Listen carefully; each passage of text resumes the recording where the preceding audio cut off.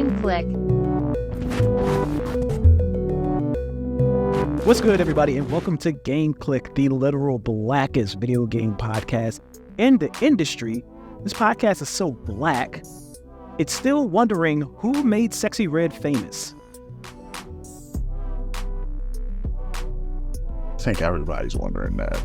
I want to take off my because I don't want the redness. First of all, she made herself famous. You don't remember, but she did a cover of that white chick song. Yeah, Make My Way Downtown. Like she did, yeah. Like she did that walking down the street with an AK. So you know she been out here. She was working. All right. We don't gotta respect everybody's hustle, but she was hustling. Like, I'm not hate. I'm just saying. I'm your boy, the CharmCityChamp, is all I'm saying, and I'm here joined by, as always, the Duke of Games. what's good, people? Happy to be here, as always. Dealing with Champ, not giving me a countdown to the show at all, ever. Accidentally ready twice, and also a regular here at Game Clique, Hinokaga. Having a whole crisis over the last couple of comments. I'm just confused, flabbergasted, befuddled. So look, for those of you that are regulars here with Game Clique, you already know what the deal is. We like to keep the power rankings going. That is our top 10 list of the best games of the year that we keep track of and adjust all the way through the year. We got 10 games. Wow. We got 10 games. And we're ready to get this thing started. And that's what we're going to talk about later on in the show. But first, we got to give a shout out to those people that gave some contributions to last week's episode with the comments section. Duke? Yes. Hello. So what's good? I want to say thank you so much to Kelly Jamming as well as Lawbarian for both donating $10 each. We love you so much. Thank you for, spending your hard-earned money on us. I'm ready. Give us that money. But shout out to the Jamal93 for being in the chat and supporting. We also seen Yipper99, two faithful contacts. But we also got someone who I'm not familiar seeing. The Disappoint said that they couldn't possibly understand Xenogears at the age that they first played it, but damn it, the gameplay was great. I have to agree, it's one of my favorite games of all time. So anytime I see someone, giving a shout out to Xenogears, I just have to highlight that. Another shout out to Librarian because one, it has to be a thing now, chap. You piqued their interest and now it has to happen. They said that they are very much looking forward to my reaction to playing the Sonic 06 mod that you talked about last stream. So we gotta figure that out. In the last shot for Librarian right now is him, among some others, did follow us on our social media after the request. Again, we're pushing for our first 100 followers on IG, hopefully by the end of this month. And we're tracking along towards that. We are still not there at that goal. So when you see this, please hit us up. We have our social media manager now, and they are doing great. So out to them. It looks like Sonic P06 is not on Steam anymore. I wonder if I could just get it online. You probably can. I mean, all of these things, you just download ROMs. All these things. Wow. Play it on. Where's the LimeWire for videos? Play it on the Newgrounds website. It's on Newgrounds. Is it for real? No. No.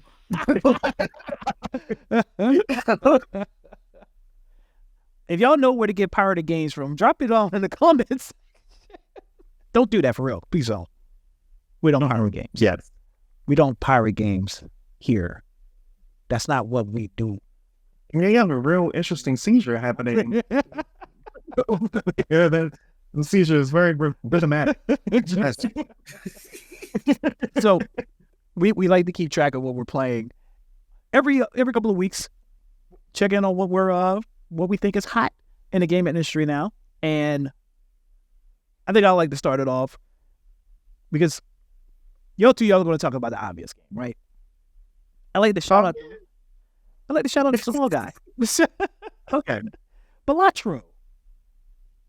This is so small. It doesn't even show up on the under a microscope. Well, I didn't hear about this game at all until you dropped it in the chat. Well, I mean, And when you But I'm also told us what it was, I'm so confused. Like, what? so I mean, it's not that small. So I found them on Twitter, the people who make the game, and the game just sold 1 million copies. It's only been out 2 weeks, so it's got some heat. It's playable on every. Don't let nobody tell you that you ain't popping, because that's popping. that's the message. Don't let nobody tell you ain't popping, because it's popping. Somebody likes you, no matter what you are. There's 1 million people out there that like you. just stick with it. But so Balatro is a roguelike deck builder poker game. So it's stick. And I'm gonna help the audience that's listening. What? This combination of things is just out there. But please enlighten us. The way it works is you start off with a regular deck of 52 cards, like a normal deck of playing cards. All right, we're in familiar territory. All right, stick with me, right? Stick with me, right? So,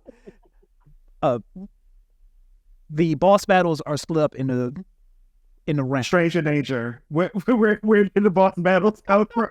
Stranger danger. So, right. So the purpose our cards. The purpose of Balatro is to make it through 8 rounds of 3 games, and the games are split up in The games are split up into small blind, big blind, and I forgot what the bosses are called, but there's a boss battle. The only reason why they're called boss battles is because you're still playing the regular game, but there's a stipulation put on the game. So, like, you'll normally have 4 hands to make your money that you need. Maybe the boss says, all right, I'm going to take one of your hands away. Or the boss will be like, you can't play any hearts. Or, something like that. So, you get to the game. Out of your deck of 52, you're given like 8 at a time. And out of those 8 cards, you have to make a poker hand. Like whether you play pair or 2 pair or full house, depending on what you got. Mm-hmm. So there is just a normal poker game. But as you progress, you're given the opportunity to like get multipliers and modifiers to your deck to change the way you can play and to change how you can score. So like let's say a base full house will get you 250 points, right? You can go to a shop, which you can access in the middle of each game. Like once you beat a game, you get to go to a shop that's procedurally generated what's in there. And you can buy jokers that modify how you score. So like you can get a joker that multiplies your score by 3 every time. Or you can get a joker that adds 500 points to your score if your hand has a queen in it. So you're cheating. Well, I mean, yeah. I mean, intriguing boy to a degree. I think what I want, because I'm a visual learner, right? So you gotta tell me how this tutorial works. Like, is this tutorial really in depth? Does it go over these things? Yeah. So that's the good point is, so like, I don't want to bring up poker and then everybody is like, yuck, I don't have no idea how to play poker. The game really does a good job of like hand holding you through what a good hand looks like, what the different hands are and which ones are better than others. So the only reason I believe they use poker is because that's something that a lot of people are familiar with. So instead of teaching you rules to a whole new game, they just kind of like took poker scoring and put it in here. Okay. Yeah. All right. So, well, I think one, I have some ideas for content for the social media page. One, I'll talk to you offline. But 2 is, I would really love this to be in season 3 of Alice in Borderland. I mean, it just seems like it fits the theme perfect. Oh, like, yeah.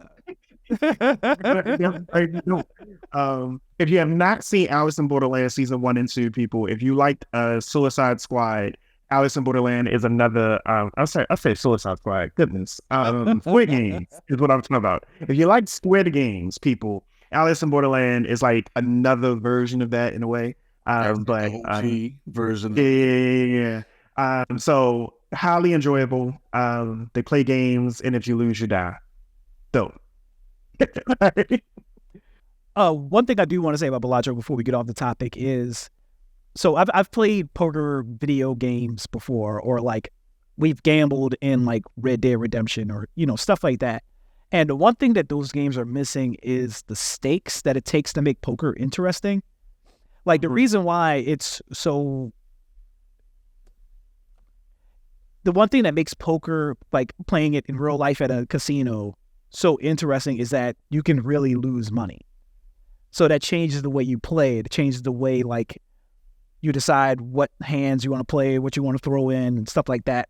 So it recreates that feel, Balatro recreates that feel with the roguelike design. Because as a roguelike, I guess I should have explained that first. There are people that don't know what a roguelike is if once you lose, you've lost all your progression. So you have to start over every time you start the game. So every time you start a new run, it's like a blank slate. You have lost all your progress.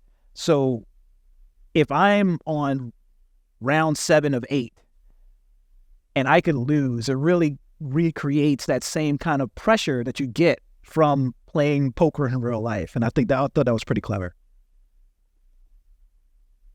So it's like trying to got like a save, like, just in case, like, all right, well, I got this far, I gotta go like walk the dog or something. Like I can't, yes, turn the game off and come back. Yes, you can save.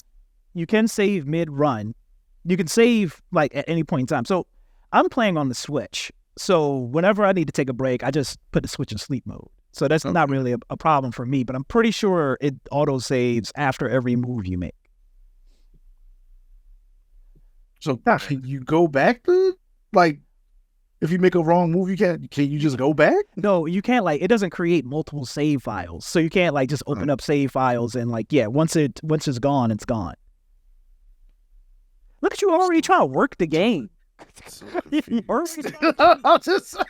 Stop trying to cheat. You won't be confused. No, cheating is essential. I think somebody absolutely. So it's interesting that you brought up Balatro. But one, who is it made by, and what platforms can they get it on right now? So it's literally available on everything: PS5, PS4, Xbox Series, Switch, and PC through Steam. That is the official name. Series. I had the name of the guys up. There actually is made by. I've never seen the name of these devs before. Was it PlayStack and Logic? Yes, PlayStack, I believe, published the game. I got it on Steam. It on Steam. Yeah. How much is it? It's $15. 15. All right. Yeah, not a lot. And it's definitely is well worth it. I don't have my hours up. Hold on, I can pull it up right now. I got my Switch right here because I was playing right before the game. It says you could pay like an extra $2.99 for the soundtrack. What that soundtrack sounded like? Oh, it is like I'm glad you said that. So it's not.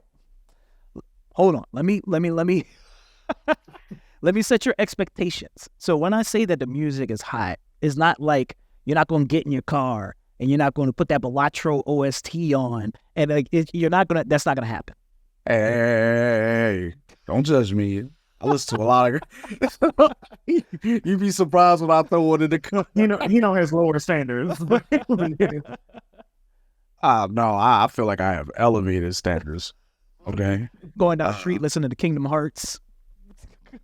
I mean, that's me. I mean, wow. If that's the day, that's how I'm feeling today. That's the top tier right there. All right. So the Switch isn't telling me how many hours I put into the game yet, but I know I feel like I'm at least 30. I feel like. Have you ever gambling problem? Wow.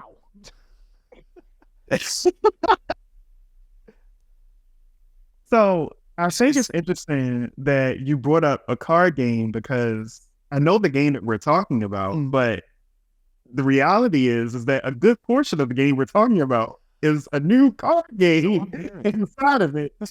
And I've played, no lie, probably more Final Fantasy Queen's Gambit than I have of the new storyline. So Final Fantasy VII Rebirth, we know that just came out, hot topic item. And I was laughing because when Chan said, "Hey, I want you to talk about this on the stream," I was like nervous because I was like, "Well, I've had the game and I've been playing, but like I knew I hadn't touched like any of like the main storyline content." And I was like, I feel like I only put like 8 hours in. I opened up the game. Turns out I've been in here for 30 hours, and I have not did anything past the first city for real. Like I did like the first region, 100% it. Second region, 100% if I didn't enter the second city. And I was just like, oh, I'm locked in. Like I'm doing it quite a bit. So Final Fantasy 7, and Hino can talk more about like the gameplay and stuff. We'll talk about from there because you played the Nibelheim section. But it's mini games galore, right? They have taken the section after you leave Midgar from the original Final Fantasy, which had so many different mini games. They really spent a lot of time upgrading and doing mini games galore for this day and age. It's still exciting. I will say that me personally, like, of course, I bought this game because I'm real interested to know where the story is going. And I could absolutely skip these mini games and go straight to the story, but it just feels like such a miss to miss out on so much of the magic and some of the character interactions and world building that it does by doing these mini games. One of them is that if you play this game, you will for sure absolutely be playing Metal Gear Solid in the middle of it because you have to hunt down a chocobo for each region in order to move around efficiently, and the chocobos do not want to be caught. And so you have to play Metal Gear Solid essentially in order to get these chocobos. So after that, Queen's Gambit is their new card trading minigame, and Final Fantasy is like really known for this. Like they almost every other or every 2 iterations or something, they introduce like a new kind of card battling system. So this one is called Queen's Gambit. Pretty easy and simple to figure out. And so therefore I think that's what makes it fun because it's not super hard to figure out. But the idea is that you have 3 lanes. There's 3 lanes of where you can place cards, and they're split up between your half is your half and the other half is the enemies. And you just have to get as many points. Each of the cards have like their own number or attachment on them. And the higher the number at the end of the game, as far as the lanes, is who wins. If whoever has two lanes won by the end of the game is the win. And so I've been playing a bunch of that because I've been losing to some of these people and trying to claim these rewards, which are normally like new cards. Sometimes there's materia, but mostly new cards. Were you getting the same you were making a face, champ, and I feel like maybe we were thinking the same thing for a second. Cause like it sounds a whole lot like Marvel Snap. Yeah, it does, for real. I never played it. But it's great. No. All I'll say is everybody loves a good Final Fantasy card game when it's in 7, but old Triple Triad in Final Fantasy 8 was garbage, right? Triple Triad was a number for me. Triple Triad, Fear Break, which was such a hard game, was hella fun. Triple Triad is try hard, if I'm being real. Now, what's hilarious is that Final Fantasy 14, and I wonder if they'll bring Queen's Gambit to it, but Final Fantasy 14 has Triple Triad in the game. Like it is one of the largest mini games that they have implemented in that game. So people love Triple Triad. People do play it. It's just that it's complicated. Well, Triple Triad in 14, but it won't give it 8 its props. Like, all right, like, whatever, it's cool. They even had expansions that was based on some of the world building from 8. Like, it's officially a part of the game. The game that's not respected is Final Fantasy 13 and its sequels. Not remastered, not played anywhere. But anyways, back to 7, Rebirth. So after you get through these mini games, of course, the boss battles, the fights and everything, it's really, really great. From the get-go, you have Barret, Aerith, Tifa, Cloud, and Red 13 available as playable companions. And I'm loving what they did far as even when in battle, you only have 3 people you can control, right? However, if one of your companions happen to be down, then you can do like a sub command in order to do like a partner attack with one of your party members that's in the background. and you will always see them, even when you're fighting enemies. You will always see them in the background. They're running around and like almost kind of like doing like cheer encouragement kind of thing.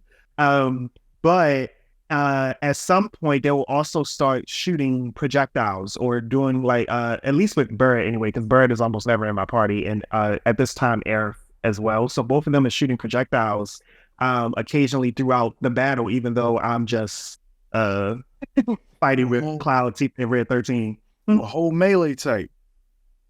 Whole melee type. But I mean, the way the combat system works, you get materia, and so your materia is able to cast the spells. And then they also did this new thing that I think is interesting, where everyone is allowed to learn skills that have elemental attunements to them.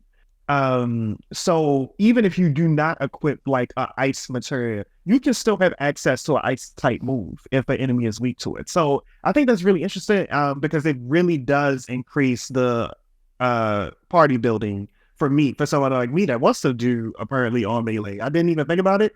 I have my idea as far as what I want to do later on when some other party members get unlocked. But for now, yeah, rocking with Red 13, Cloud, and Tifa. So I do know like just based off of what you're saying, and like I said, like I'm even worse off because like I played the demo, and I'm waiting to get the game a little further on because I needed to confirm a couple of things first about like saves and everything, because like my old Final Fantasy remake save data, like I have part of it on a PlayStation 4, then like I was also playing it on PC, and I wanted to make sure like that they weren't reading your data when you go to the Rebirth game, just in case if that like influences the story or anything like that, because I don't know if that's going to be. I don't know if it does. I do know that you get materia, particularly summon materia, if you have saved data from remake as well as integrate.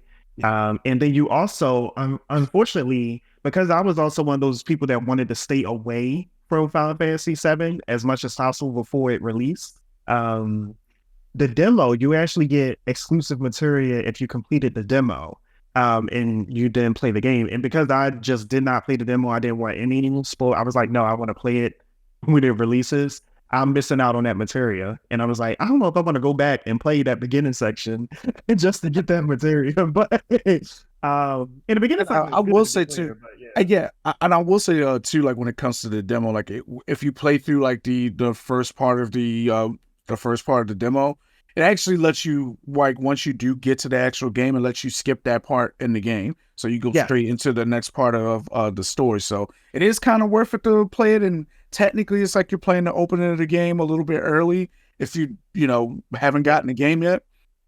And like the little bit of time that I spent with the combat system, because like you guys know me, like when it comes to like a game, and if it's like something that's like I want to know what's happening in the story, like I'm gonna fly through the story and not like really worry about like doing a lot of the side stuff or doing a whole lot of exploring. I want to stick to like that main scenario.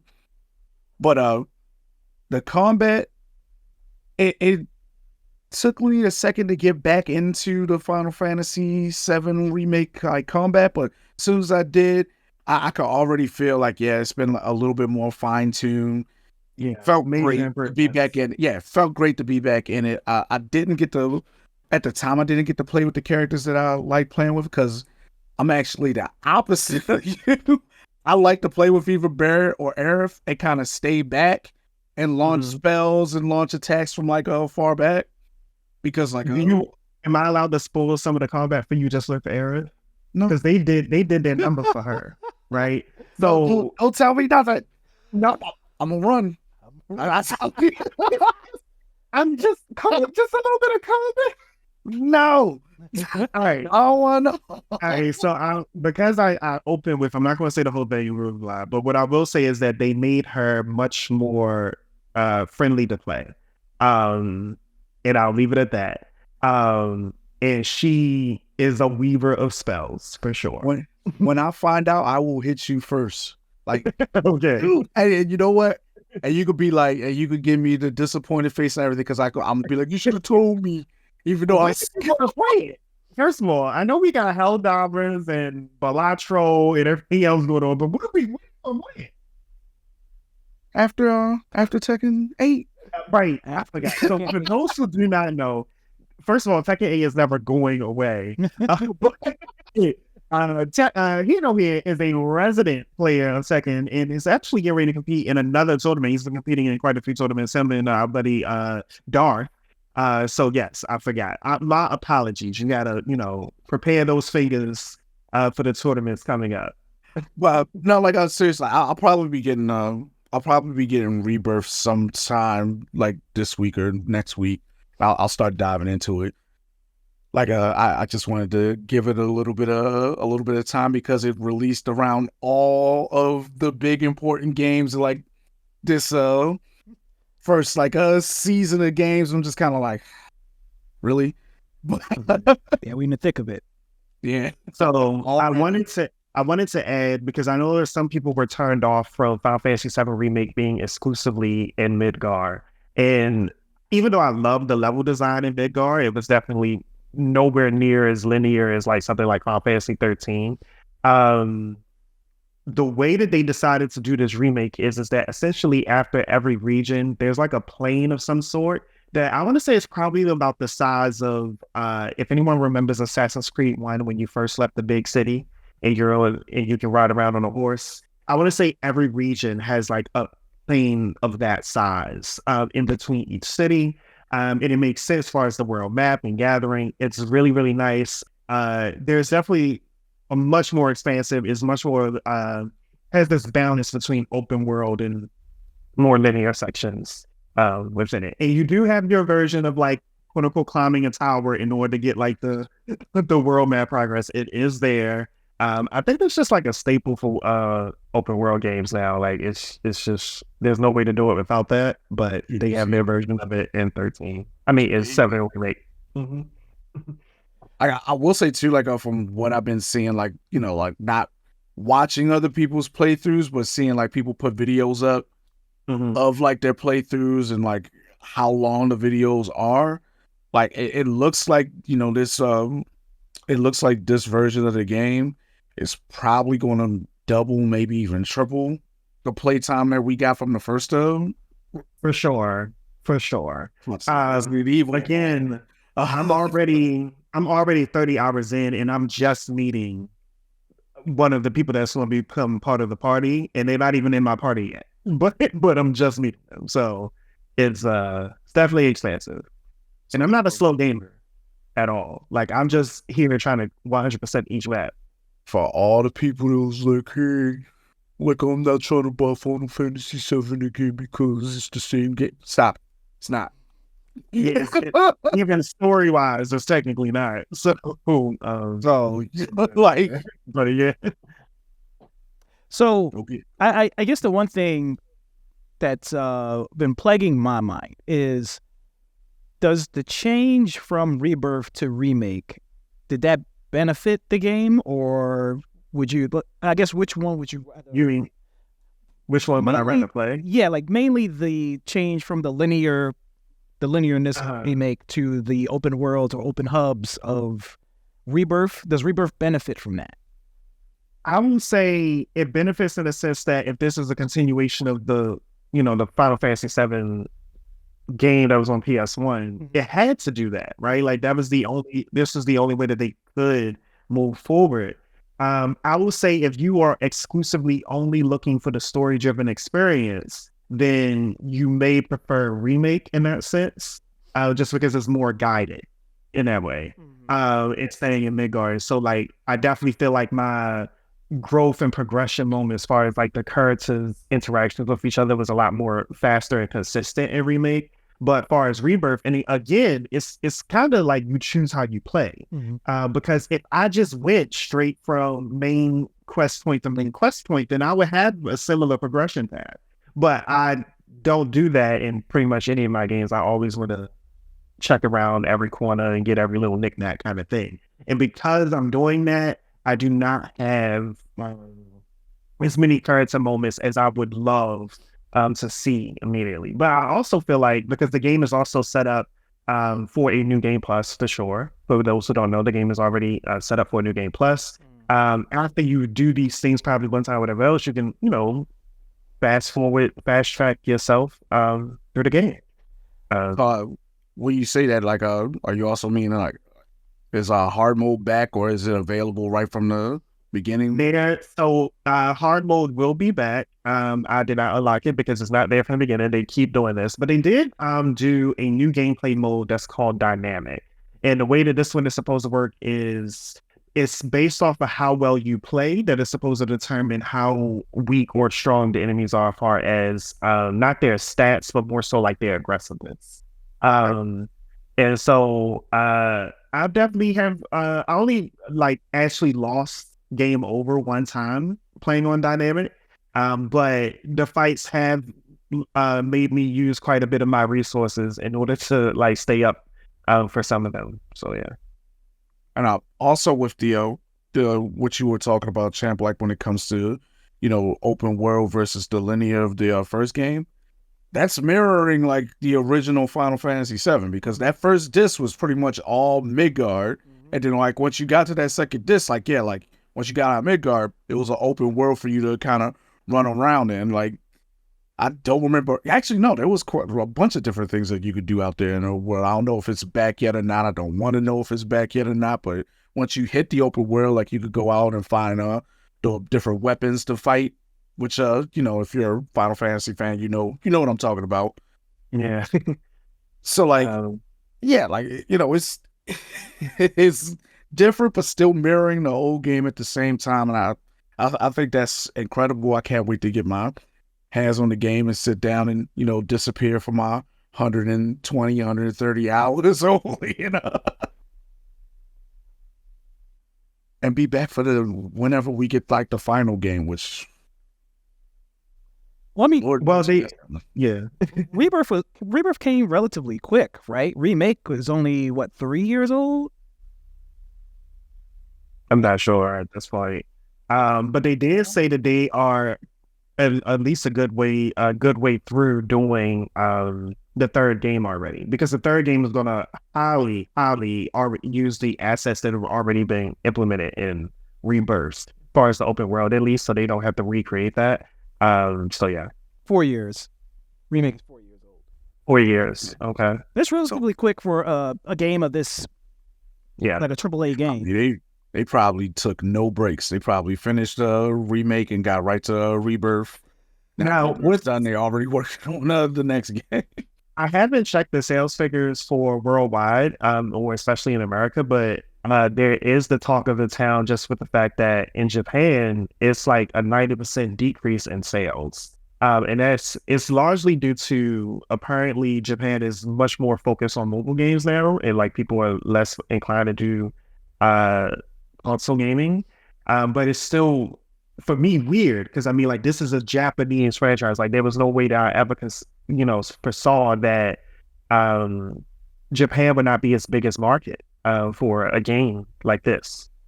Yeah, it looks like physical sales in Japan are down 91%. Physical sales in the UK are down 30% from Remake. Mm-hmm. But that's just, the numbers of just physical. I don't know about... Okay. Because Sony and Xbox and nor Nintendo make their sales numbers public. Unless they choose to, like on a case-by-case basis. There's no like open database where you can see how many times something was downloaded on the PlayStation Network. So, I don't know. It might not be any case. The digitals might have sold very well and we have no idea until Square or Sony reveal that. But is the physical all on one disc? Do we know that? Or is it multiple discs? I know, dude. I think they said that. You're telling me to get there was multiple discs in the. I think they said there was multiple discs in the actual. Physical copy. Yeah, you're right, because like I think they said that during the Game Awards, and everybody was like, "Yeah." People are weird, man. Yeah, I don't have to get up from my chair, so I'm happy. Even when I played Final Fantasy VII for the first time, it was on PS3 when it was digital. So All right, well, I mean, we got to keep checking in whenever the hell you decide to beat that game, because you said you're like 40? 30 hours in. 30 hours in. And I'm only in the second region, so we'll see. We'll talk more November. They did say, everyone's saying that it was at least 100 hours for people that want to do everything. Oh, man, Duke out here playing Queen's Gambit. Right. Oh, man, Champ out here playing poker. I'm about to call the Gamble and Lotto both of y'all. Help my friends. When in doubt, pull out the card deck. I actually got one right here too. It's like a right in view. You got a Queen's Gambit deck? No, that's not out yet. But when it does. Well, look, we'll be right back. But while we're gone, make sure you support Game Clique on all the platforms that we're on. Baby, you can find Game Clique on Instagram, Twitter, TikTok, and YouTube at Real Game Clique. Be sure to hit that sub button. And feeling real spicy on YouTube, hit that bell. And I don't know what else to promote. This is my first time doing this new script. Dude, where can they find you? They can find me at Duke of Games on all relevant social media. My Twitter is not Duke of Games, so good luck finding it. And yeah. I'm going to have it ready. And Hino, where can he find you? So find me YouTube, Twitch TV.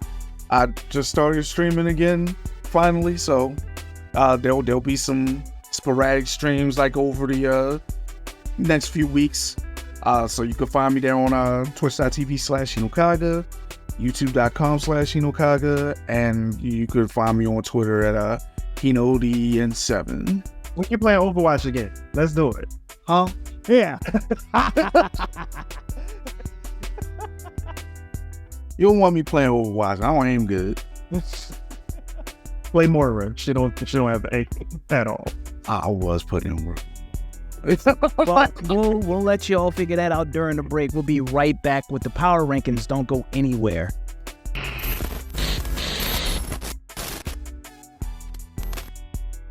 Welcome back to Game Clique, y'all.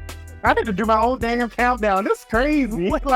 And you literally defeated the purpose by letting everybody know you need some we need some behind the scenes training on what the audience gets to know and what gets we hold. Very open. I like being an audience.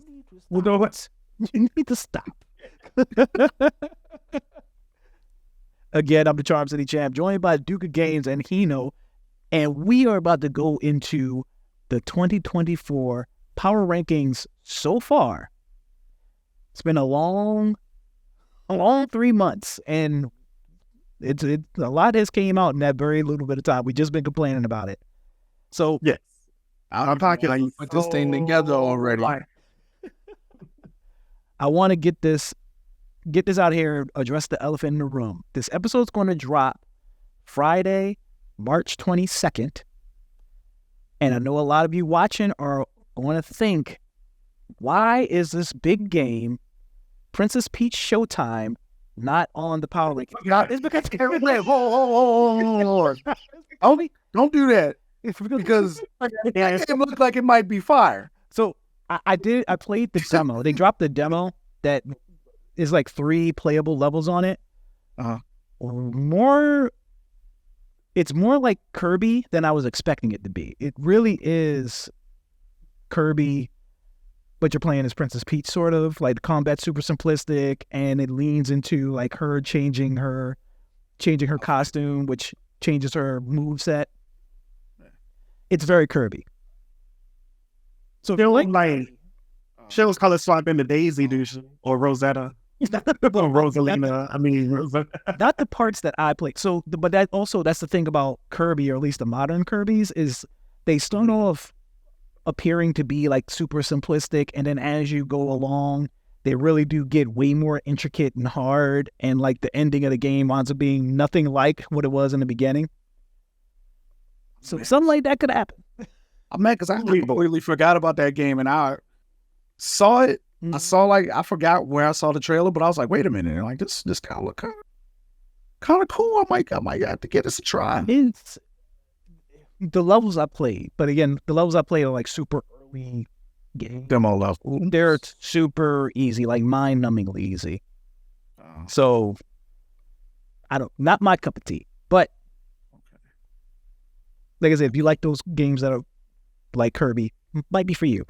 The reason why I had such a vivid reaction, y'all, is because I thought that he was going to speak on Dragon's Dogma 2, which is also releasing this Friday, in which we will not have time to play and therefore put it on the list. Another big title, big budget game. Never heard that a few of us are looking forward to. Clown. Yeah. Wait. What's that? What you mean? What are you talking about? You not playing? Friday is not playing Double D? I'm playing PPS. It's about the Double D. Right. The Double D 2. That's what we wanted. So to give people kind of like to give people kind of like a preference of what these power rankings normally are. I was going to read off last year's finalized 2023 power rankings, the way we closed them at the end of the year. Personal list. 10 was Hi-Fi Rush, a game that some people are enjoying now. It just got dropped on PlayStation last week. Yeah.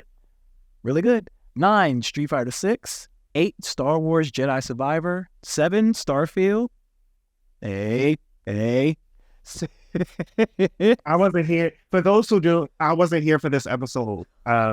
We had very, very lovely guests that come through. Shout out to them, by the way.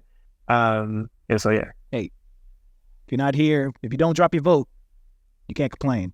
6 is Hogwarts Legacy. 5 is Spider-Man 2. 4, Legend of Zelda Tears of the Kingdom. 3, Super Mario Bros. Wonder. 2, Alan Wake 2. And 1 was Baldur's Gate. Yeah. Of course. So good. Deserved. That was deserved. So yeah, well, like I was saying earlier, the power rankings, we call it the power rankings because just like sports power rankings, we adjust them throughout the year until December 31st when they are finalized. And that is the objective top 10 list of the best games of that year. No arguments. No, there's definitely argument. There's definitely Continue. So let's start it off. So I compiled the list before with some input, and then we're going to go through it 10 through 1, kind of fix the order, kick out some ones that we don't think belong, put some new ones in there that we think didn't make it, and then that's going to be what the list is going to be until the next time we decide to check in on it. All right. Then, Silent Hill short message. Well, we got a demo on the list. It's not a demo. Just technically a full game. It's just very short. So, have either of you played it? It's like a 2-hour game. Hell no. Why not? I didn't get a chance to, but I did download it because I was intrigued. What's hilarious to me, and it's funny that you opened the episode with her, is that the character on the screen looks like Sexy Red to me. Like, it looks like, hold on. If you look at the screen, I'm pulling it up now. No! It looks like it's Sexy Red. And the writing on her face kind of looked like the tattoo. That's crazy. That's all. Nah. She needs to sue. I think that's probably why I didn't play it. Because like every time I like go past it on my screen, I'm like, why is Sexy Red on my PlayStation? Is that equally the theme of today's episode? Sexy Red? So, all right. But it is on my to-do list. Not that to-do list, but the video game to-do list. I do think it's something to experience. I'm scared. It's really so what Silent Hill does well, like most Silent Hills, is atmosphere, right? Right, is atmosphere, really nailing that tone that most horror games are trying to chase, and this one is no different. My house is too dark for me to be playing Silent Hill games. But I gotta get you some light stick, man. If y'all want to invite me over to watch y'all play it, so I will say, you know where I say go. I will say honestly, if we had like of how scary I thought this game was, where like Zero is freaking, see this freaking thumb up again. I didn't even put my thumb up that time. Where 0 is like, I don't know, Banjo-Kazooie, and 10 is, I don't know, Resident Evil 7. Mm-hmm. It's probably like a 6. It's not super scary. There are moments where some jump scares happen, but this is not nearly the scariest game I've played of recent note. So you might be good. Okay. You might be good. So to briefly synopsis, you're playing as this high school girl in Japan. You go to this abandoned apartment complex looking for a friend that went missing. You shortly find out, it's not a spoiler because you find out in like the first 5 minutes of the game, teenagers have been coming to this apartment complex to jump off the roof. This is where people come to commit suicide. So, and that's like the tone, that's like the message that this game is trying to deliver. It's really trying to talk about suicide and trying to, and suicide prevention and intervening and accepting death and stuff like that. This game does not do it well. It does not handle it well at all. The acting in it is not good. The writing in it is very, it's either the writing is bad or the translation is bad. It's hard for me to tell, but it's... So it's damn because we didn't have a 10th game yet. All right. No. So I'm not saying that. So the game, I had fun. That's what it sounds like. So no game is perfect, right? No game is perfect. No game is... Even Baldur's Gate 3 was like, I don't know. Definitively a 1. No game is perfect. I had fun with Silent Hill, the short message. I don't regret playing it, but I do think it's our responsibility to be honest about the good and the bad.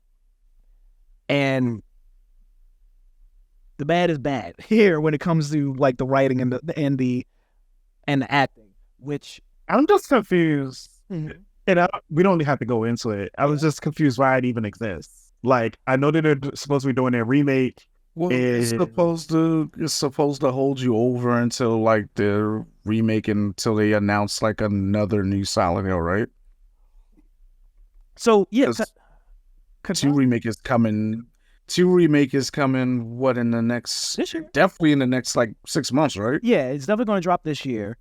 They've been doing Silent Hill Ascension, I think, which is like their YouTube series. We're supposed to get Metal Gear Solid Delta really soon, which is the remake of 3. Yep.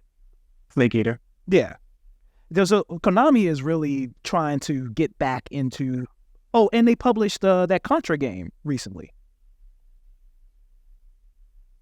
Yeah. So, like, Konami is really trying to get... Pinball, it's not working out? How it's not working? The pinball machines, they not working out? Don't pachinko machines too. Don't forget those. Slander pachinko.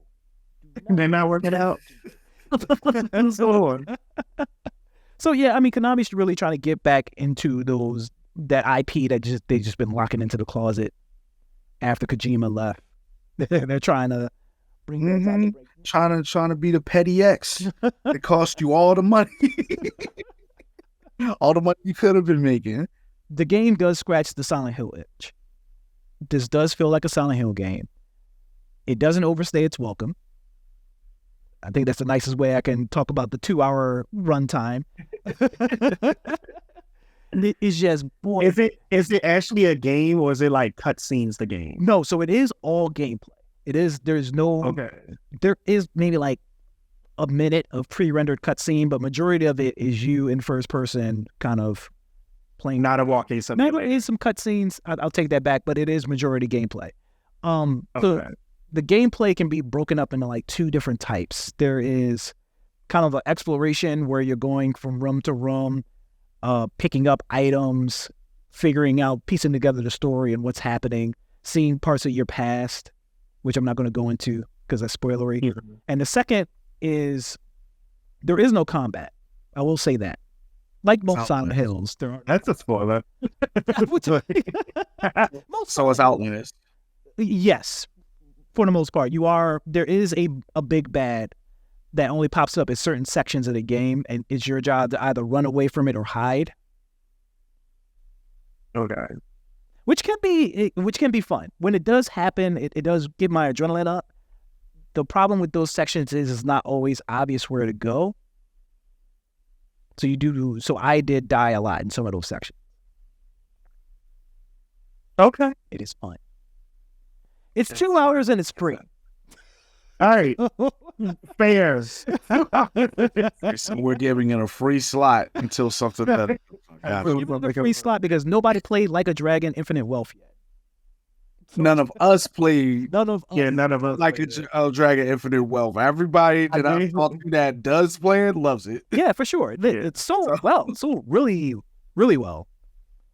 I just been busy playing something else that's on our list that we're going to get to eventually that coincidentally handles the themes of suicide way better than this game. But we're going to get to that when we get to that. 9, we have Granblue Fantasy Relink. Yes. Yeah. I mean, so I talked about this last episode. Mm-hmm. I don't think it's going to stay by any means on the list. I don't. I just got to be candid and honest. However, I do think that for what it is a good enough kind of game. If you like RPGs and you were looking for something different, and it's action-based combat, and it's, you grinding for days to get the right kind of loot through the you don't have to play multiplayer, but I absolutely think it's 100 times better in multiplayer. Grinding the missions, it's like Monster Hunter, essentially. After you make it to the end game, it's like Monster Hunter. You just select these missions, you go on, you fight a couple of bosses, and get the drops. In order to build up your characters, they just released their first DLC pack, which is a new boss. He drops new materials for more new loot that you have to buy. So yeah, and they announced 3 new playable characters that'll be coming over the course of the year. And then there's also more to come. So if you hop into this game and you like it, there is a demo available, first of all. So you can play a demo. There's 2 sections of the demo. There's the story mode section that you can play so you can get an idea of how the story is going to play out. And then there is the multiplayer section that is also available in the demo. So you can also see what the end game is like. If you happen to like it, if you hop into this game, you will have content, for a good amount of time. Hino, why aren't you playing this? This seems like a Hino ass game. What? What do you mean? I do think that you would enjoy Granblue. I do want to actually play it. Yeah, like I know about the Granblue lore. Like I know about some of the Granblue lore. Like I'm a anime fan of like Granblue, and it did have an anime that was really good. And I played the fighting game for a little bit too, which was also really good. Which, to be perfectly honest, I think maybe the new version of Granblue should have been in number 2. Whoa! We can add 2 Granblues. There's a re-release now. So in this case, I would say maybe because they actually revamped the whole system for the game, but I do think. I don't remember when it actually released, and it might have been like before this year started. So technically, it might have been 2023 that the new Granblue fighting game released. So, I would be interested in trying it. You said there's a demo. Yes, demos are great. I'm gonna try. Yeah, it's a beefy ass. I do want to add. Yeah, it's a pretty beefy size demo, and what I want to add that So, I love characters that have sass. So I just want to talk about this one character real quick. There's a character named Cagliostro, who's technically a mage / alchemist, and they have been alive for a very, very long time. But what happened was they was diagnosed with some kind of disease. And when they realized that their mortal body was going to go away, they created like a homunculi essentially in order to put their soul into this body so that way they could continue on living. And over the course of eons, like the body just did not matter. Sometimes it's a male body, sometimes it's a female body. But the body that they chose and they keep coming back to is this female body because they had this plan where it's like cuteness, quote unquote. If they could perfect the idea of cuteness, then they can get whatever they want because they recognize that people just love cuteness. So they like in this like I want to say like preteen girl's body or something. It's anime aesthetic, it's Japanese, it's Asian. If you watch anime, it's just a thing, y'all. It happens. But what I love about this character is they essentially have like a Dr. Jekyll and Hyde kind of thing because they always, when they're talking to people, they always try talking like this little cute voice, but their internal monologue is this almost demonic ass, like, I can't stand these people kind of thing. And so there was this moment, and like this also pops up in like their dialogue when they're doing moves and stuff where you're playing in combat. And like I said, it's action based. There's this moment where I'm fighting one of the bosses, and this is a story pivotal boss, and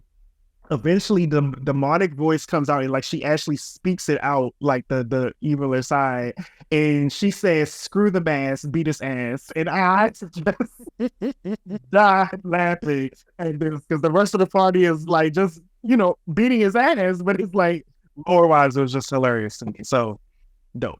So and all of the characters have their own little moments of lore and interaction like that, even in gameplay. Why are all these games coming out so close together? I don't know what happened. Because normally they try not to do that. But yeah, this is really weird. I think because some of these people think like, hey, we're going to get our key fan base and they're going to buy our game. And like if some people like, hear from somebody else that they enjoy, they're going to buy it later down the line. And they don't realize that it just winds up actually popping off and then like it. We're sitting here like, how do I afford all the games? It's too many. Because like I'm looking at we have an internal calendar of a bunch of the big releases coming out, and there's a big gap like in April. There's a big gap again in May. Like this, what are we doing? Like y'all need to confer. All the publishers need to get together. And he need to hit. There needs to be a high council. I very much would have been happy if like Final Fantasy VII Rebirth got pushed back to like April because you have that big gap there where there's nothing coming out, so you could just play Final Fantasy VII. Literally nothing is announced for the summer. Now, granted, there's a lot of stuff that we know is coming out this year that has no exact date yet, but is Rise of the Ronin coming out this year? It doesn't have a date that I checked. Okay. Wait, what? Rise of the Ronin, that's the Team Ninja Samurai game? Yeah, PlayStation exclusive. Friday. This Friday? Yeah. Along with Dragon's Dogma? Yes. Jesus. All right. Okay. I feel so bad because... Don't have the money. Don't have the money. I feel so bad because I answered you so quick because I'm looking at the calendar, but I realized that I forgot to put that on the calendar. Yeah. I felt so obligated to make the joke of Princess Peach Showtime coming out the same day as Dragon's Dogma 2. Quick question. Yeah. And I'm technically this is kind of just me moving on. It does. It comes out on Friday. Jesus. Are we still like gushing over Palworld now? So my commitment to it has died down. So Palworld is number 8 right now, right? Mm-hmm. We can move it up and down, like just like I insinuated earlier. If we want to move something up or down, we are free to do that. This is a loosey-goosey list until December 31st. But to answer your question, yes, I have died down off the excitement. But I don't think that changes the impact that it had when it released. Like this thing had like record concurrent peaks on Steam, and I played it myself because it dropped on Game Pass. And as somebody who normally doesn't like survival games and who's not super into Pokemon like that, I totally get the hype. Like this game was good. Like I wish I had some people I wish some of my friends would have played this game, and I would have been able to see like how the what? When you'd have barely played them in the first place? Wow. That stuff. I'll tell you, like these, like he's like survival. He's like survival. Go out and mine and grab stuff and build up your own games. Like I always sit down and be like, you know what? I'm gonna pick one. I'm gonna play it. It's gonna be fun. And I played it for like 10, 15 hours, and then I'm just like, yeah.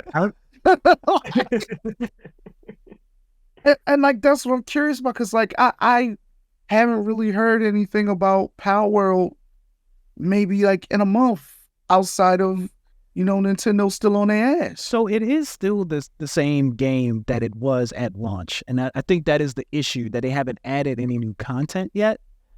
I believe that's the plan, though, because it's still in early access. But yeah, this, as the game is now, it's very finite in regards to content. You can beat it. You can get everything.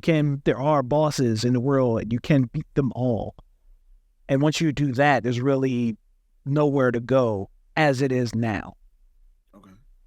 So that's probably why the excitement died down. Maybe tapered off some. Yeah. But what is there is really good, and I don't want. Yeah.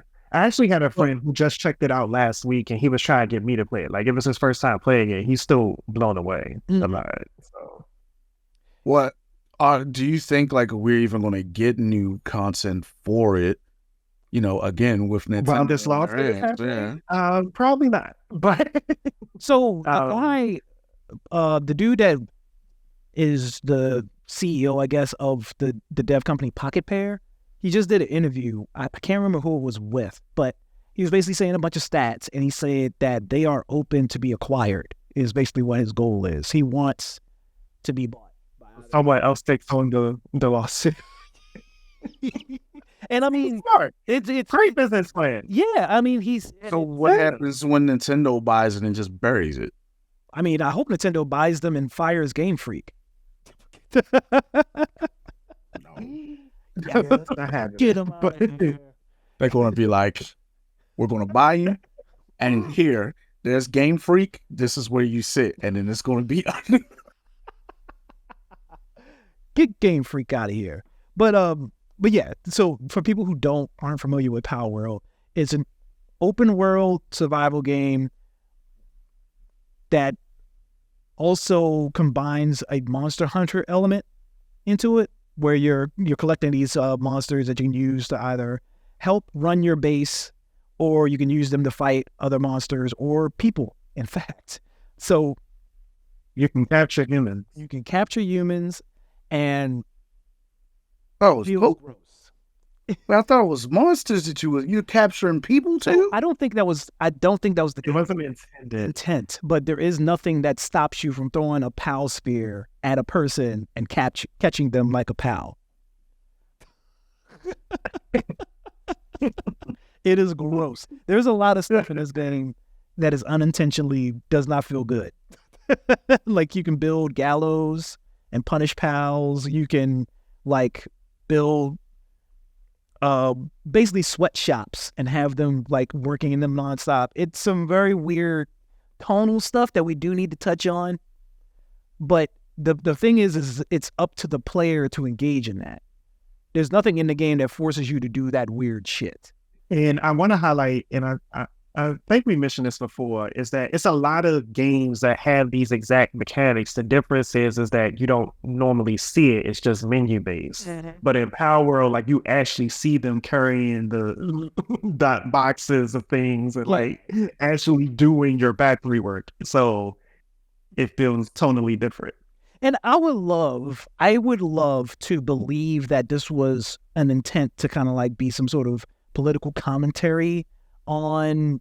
I don't know why you had faith in these people. No, maybe. I mean, even if that was the case, this is the game design community involved. About 10% of the people playing. About 10% of the people that play it are going to get it. Yeah, we. Everybody else is just cooking Pikachu. They didn't have Sweet Baby. There's people that still don't understand the undertones of the X-Men, okay? I like to have faith in humanity, okay? No. There's still hope. There's still hope. Well, you know what, champ? good for you, man. I keep that hope alive as much as you can. Don't let nobody take it away from you. So I'm happy for you, bro. Long story short, Palworld is fun. There's a lot to do. Honestly, I think you would like it if you got a clan together because it does scratch the Monster Hunter itch. You can get together with a squad of 4 and like there are big pals that you can like basically run raids on. So I'm just saying, it's free on Game Pass. Give it a shot. I will get back on it with you if you do it. I will carry you through a raid. I'm good. You like Monster Hunter. Anyway, that's number 8. Number 7 is a game that we know you like. Tekken 8.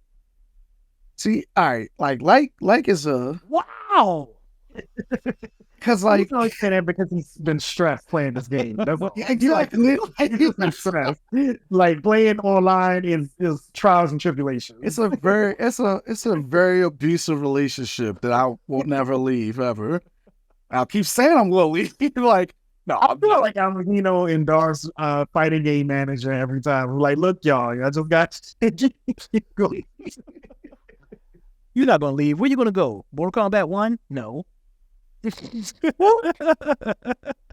Street Fighter always got his arms open, like, come home. It definitely do, because I'm battling there heavy. DP for the win. And I'm not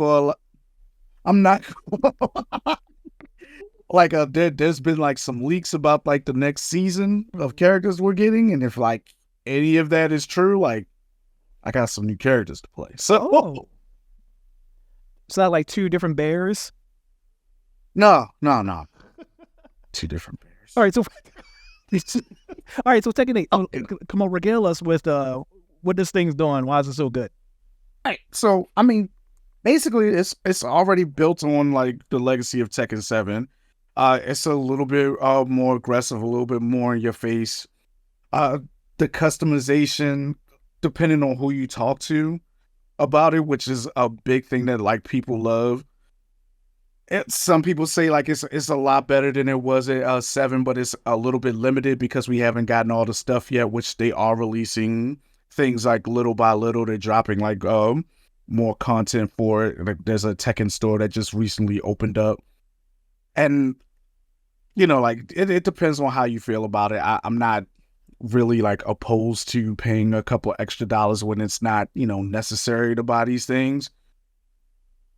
Besides that, like the game, like I said, the gameplay is a lot more in your face. It's a lot aggressive, but it still has like all of the legacy that Tekken carries over. So like the stages still do floor breaks, and there's well, not wall bounces, but like wall combos and stuff like that. All the characters are the same. The newcomers are everything that you would expect.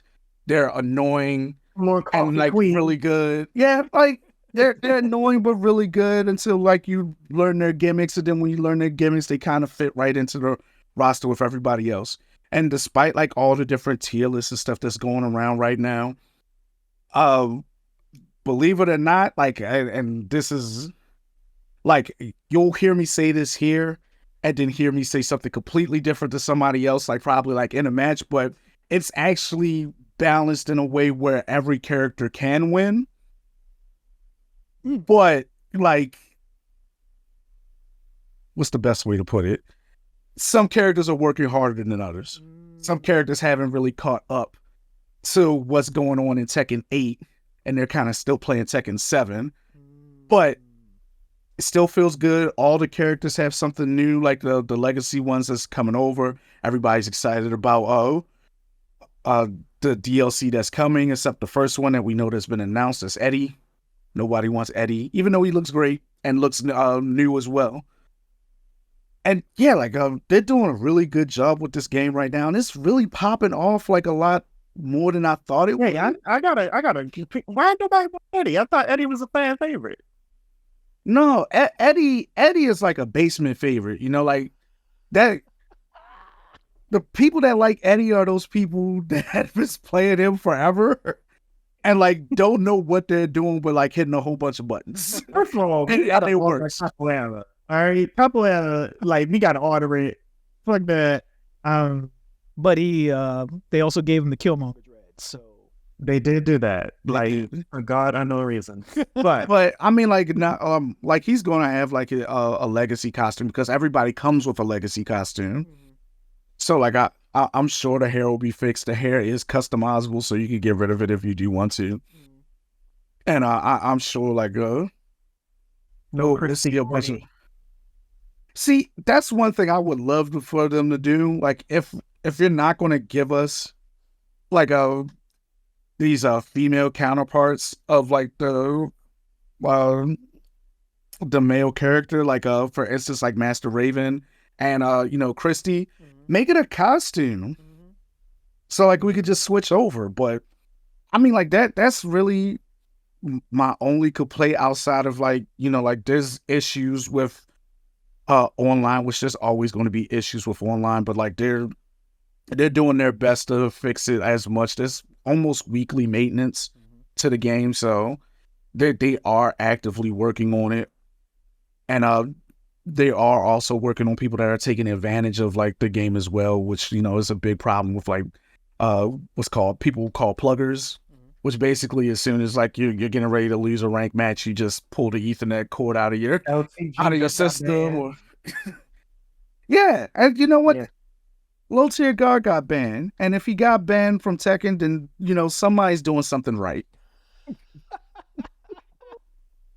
Some quality hate. LCG has a storied history in the FGC community, and he did it to himself. So there it is. Well, yeah, like I said, like the game is a improvement on everything from the last game. So it's been very much worth the money. Even the music, which like some people like are saying like it's not their cup of tea. You can change the music. You get access to all the other Tekken soundtracks from all the other games previous to it. So this why the file sounds so big out there. All right. I do. And the one thing I didn't talk about was the story.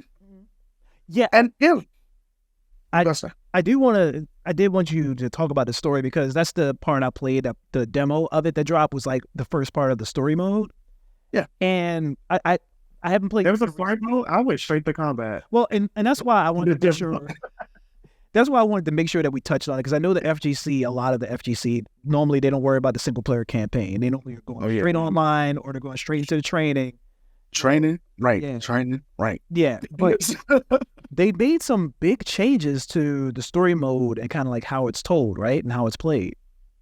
So from Tekken 7, yes, because Tekken 7 was a little bit of a mess with its story mode, but like with the new story, like it tells an actual cinematic story, just like a lot of fighting games are trying to do now. Yeah, everybody's kind of chasing behind NetherRealms when it comes to like doing a story, but yeah, Tekken did the same thing. It had a pretty cool story, in my opinion. Like I said, some people love it. In fact, I haven't really heard anything negative about it at all. There's like some callbacks to some classic Tekken story stuff and Tekken's play modes in the story mode, which I won't spoil for anybody that hasn't played it, but definitely I told myself like I don't really care about the story. I'm just going to go into training. I'm going to do ranked and everything like that. And then I wound up like just playing a little bit of the story mode and wound up playing it all the way through. So it's been great. It's been fun, especially like for like people that are trying to get into Tekken. Like they're all going to play the story mode, and it's great. It's a great way to figure out what character you're going to wind up liking because you pretty much play with all of them in the story mode, except for a couple. They did a really good job with this Tekken, and I wanted to say it feels like they did it in a short time, but like we have been playing Tekken 7 for a long time. Yeah, but it kind of feels like like they listened to some of the complaints and they said, yeah, we could do better, but once we do better, don't ask me for nothing else afterward. Oh, damn. Yeah, it does kind of feel like we're not doing anything for a long time after this one. It does seem that way. And I would be okay with that because this like Tekken 7 was solid. We were playing it for 5+ years. So like, they can give us Death by Degrees too. No, give me Soul Calibur. That's what I need. Put your time into a real Soul Calibur, please. Give me. I'm sure with the way that fighting games are kind of popping off, like this last like year and a half and this year and even in the next year with some of the new stuff that's being announced that's supposed to be coming. Soul Calibur is definitely if it's not getting a franchise. Yeah. I mean, like, I'll say it's a smaller franchise when you're talking about like Street Fighter, Tekken, and Mortal Kombat. But as fighting games in a whole, like it should be in the top 5. I believe it's in the top 5 when it comes to fighting games as a whole. So it's definitely something like they're going to announce something in the next like year or two, saying like, "Hey, we've been working on something you don't like." It's always the same announcement trailer. Does your soul still burn? The Wheel of Destiny. But yeah, like it's definitely going to be. It'll definitely be coming sometime in the next couple of years. But yeah, like this Tekken 8 is great, and if like we don't get another Tekken 8, for a ton of years from now, this is a solid entry into like the legacy. They did a great job so far, and if they keep doing like releasing content like they say they're going to. Yeah, I feel like we're in that weird time space where like they did Street Fighter 6, Tekken 8, and then the very next game in both of these franchises will be 10.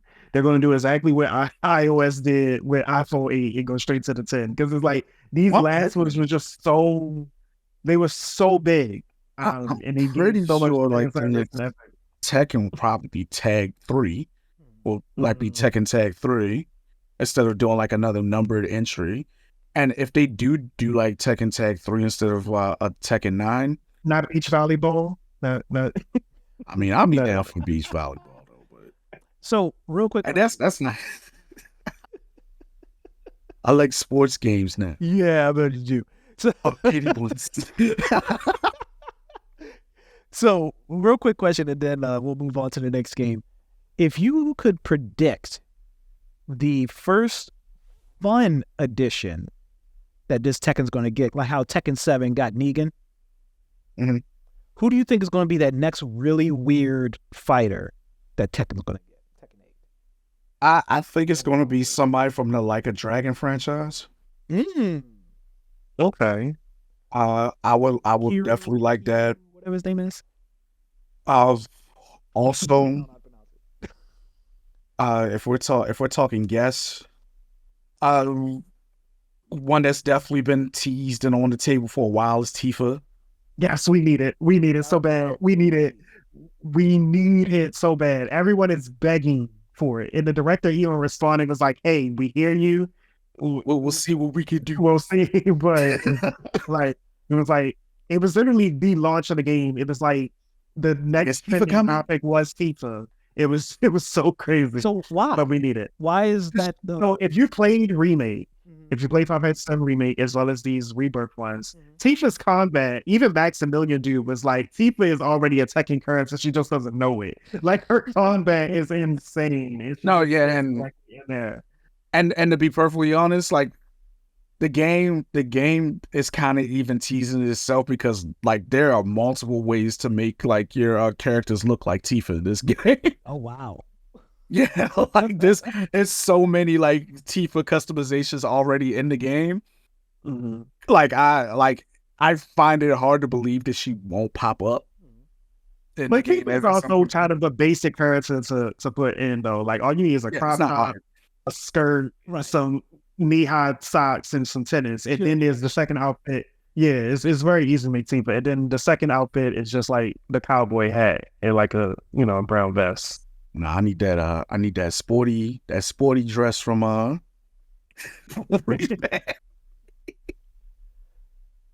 So number 6. Number 6 is Balatro. We already kind of touched on that. I don't think we need to go back in depth. Number 5, WWE 2K24. Now, this is where I had some questions. This is the way I had some questions. I just had questions about how does this beat Tekken 8? So I have not played Tekken 8, so I couldn't. Because it's your personal list, I know. That's not my personal list. Could you stop saying that? So I'm putting this out there for y'all. Like, does Tekken go above WWE? Yes. Wow. Don't even think about it. Yeah, I'm not thinking about it. Yeah, it does. Yeah. But I do think from the things that I've been hearing about WWE 2K24, which you know me, I want to buy the game every year, and I get married, every year that I buy it. You bought these games, huh? Yeah. This is my Madden. But I do think that it belongs on the list, and I do think like I think it's gonna run the gauntlet. I think it's gonna make it to the end of the year. I would be happy, but this year is going to be, we have a lot coming, and we're going to talk about that if we have some time later on in the show. There's a lot that we still have in the shoot. Like, we talked about Dragon's Dogma 2, Rise of the Ronin, Indiana Jones. That's going to flop.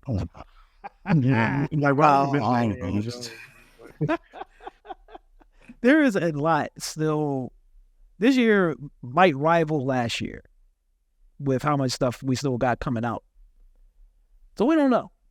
But okay, I moved Tekken 8 up. The one thing that I forgot to mention about Tekken 8 real quick is it introduced a new feature that every fighting game needs to have going forward. It's like this replay grab over. I don't know what the technical term is called, but just the fact that if you lose a match or even win one, you can grab like the last 15 seconds of that match or something, and you can replay it over. It's the whole replay of the match. But when you're looking at the match, last Tekken 7, it already gave you tips on what you needed to do, like in order, like hey, you could evade this move, or hey, when you block this move, you could use this string to punish it.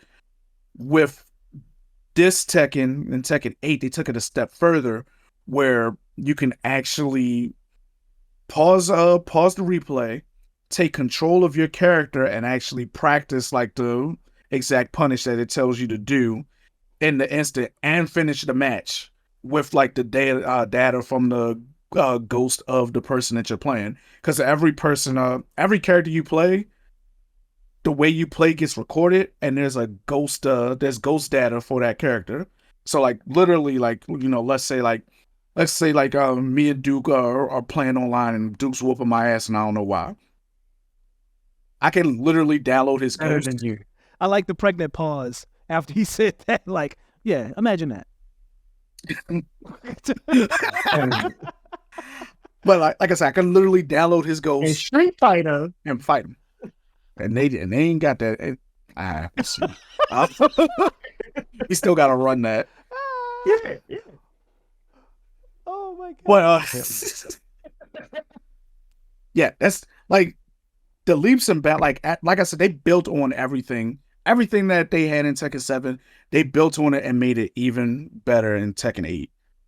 And like by leaps and bounds better. Like things that we didn't know we wanted that we got, and now is our like essential. Can we regale? Because you were a little too quick. You were a little too quick to kind of like poo-poo on 2K24. So let's I didn't poo-poo. I think the things that Tekken 8 did, like I said, are leaps and bounds better and way more innovative than the things that WWE 2K24 did to make their game better, which I do believe it's better. It's better than, you know, last year's game, but like not as good as Tekken being better than the last Tekken. Let me talk to you. So, yeah. So WWE. I wasn't doing it. So let me talk to you about 2K24. So that's 2 completely well-written story modes for your creative character. While we're talking about creative characters, we can't skip over one of the best creation suites in video game history. Am I crazy to say that? Am I crazy to say that WWE 2K's character creation is one of the best in history? I'm thinking about that because I know we just talked about Tekken, and Tekken has a really good one. I mean, yeah, I mean, it's not as expansive as 2K, but like, it's not supposed to be better than for sure. Better than a you making your own wrestler. Yeah, but I mean, like people. But then again, I'm just kind of like, does the face thing work now? Characters on Soul Calibur. Oh, like the whole taking a picture of your face and putting it on there? No, that doesn't work. It's horrible. But if you got the patience enough to use the in-game tools, you can recreate any face in that game. So what Hino's talking about is you can take a picture of. I know about that. Yeah, and you can scan. There's many games that tried it. It's not. It never worked. But here's the thing: a lot of them are all EA games that uses the same system that ain't worked in like. But here's the frustrating thing for me: NBA 2K has a face scan app that they release with every year, where it literally like mocaps. It captures all angles of your face and puts it in the game, and that one works really well. WWE 2K is literally developed by the same team, and they don't use the same tech. It doesn't make the same amount of money. I don't know. I don't know. You might be right because NBA's microtransactions. Yeah, I was gonna say like that's a weird thing. That's a weird thing to look at because you got to take into consideration microtransactions, but then you also have to think about like the fans, fantasy football and basketball leagues and all those. But then also like wrestling fans, and I think like over the last couple of years, like if you're like wrestling fans of like, well, you've seen them a lot more out and about than normal, and like there's way more of us than like people think. Wrestling's not but the microtransactions are not there. Well, we got to create fantasy wrestling leagues, so fantasy wrestling teams.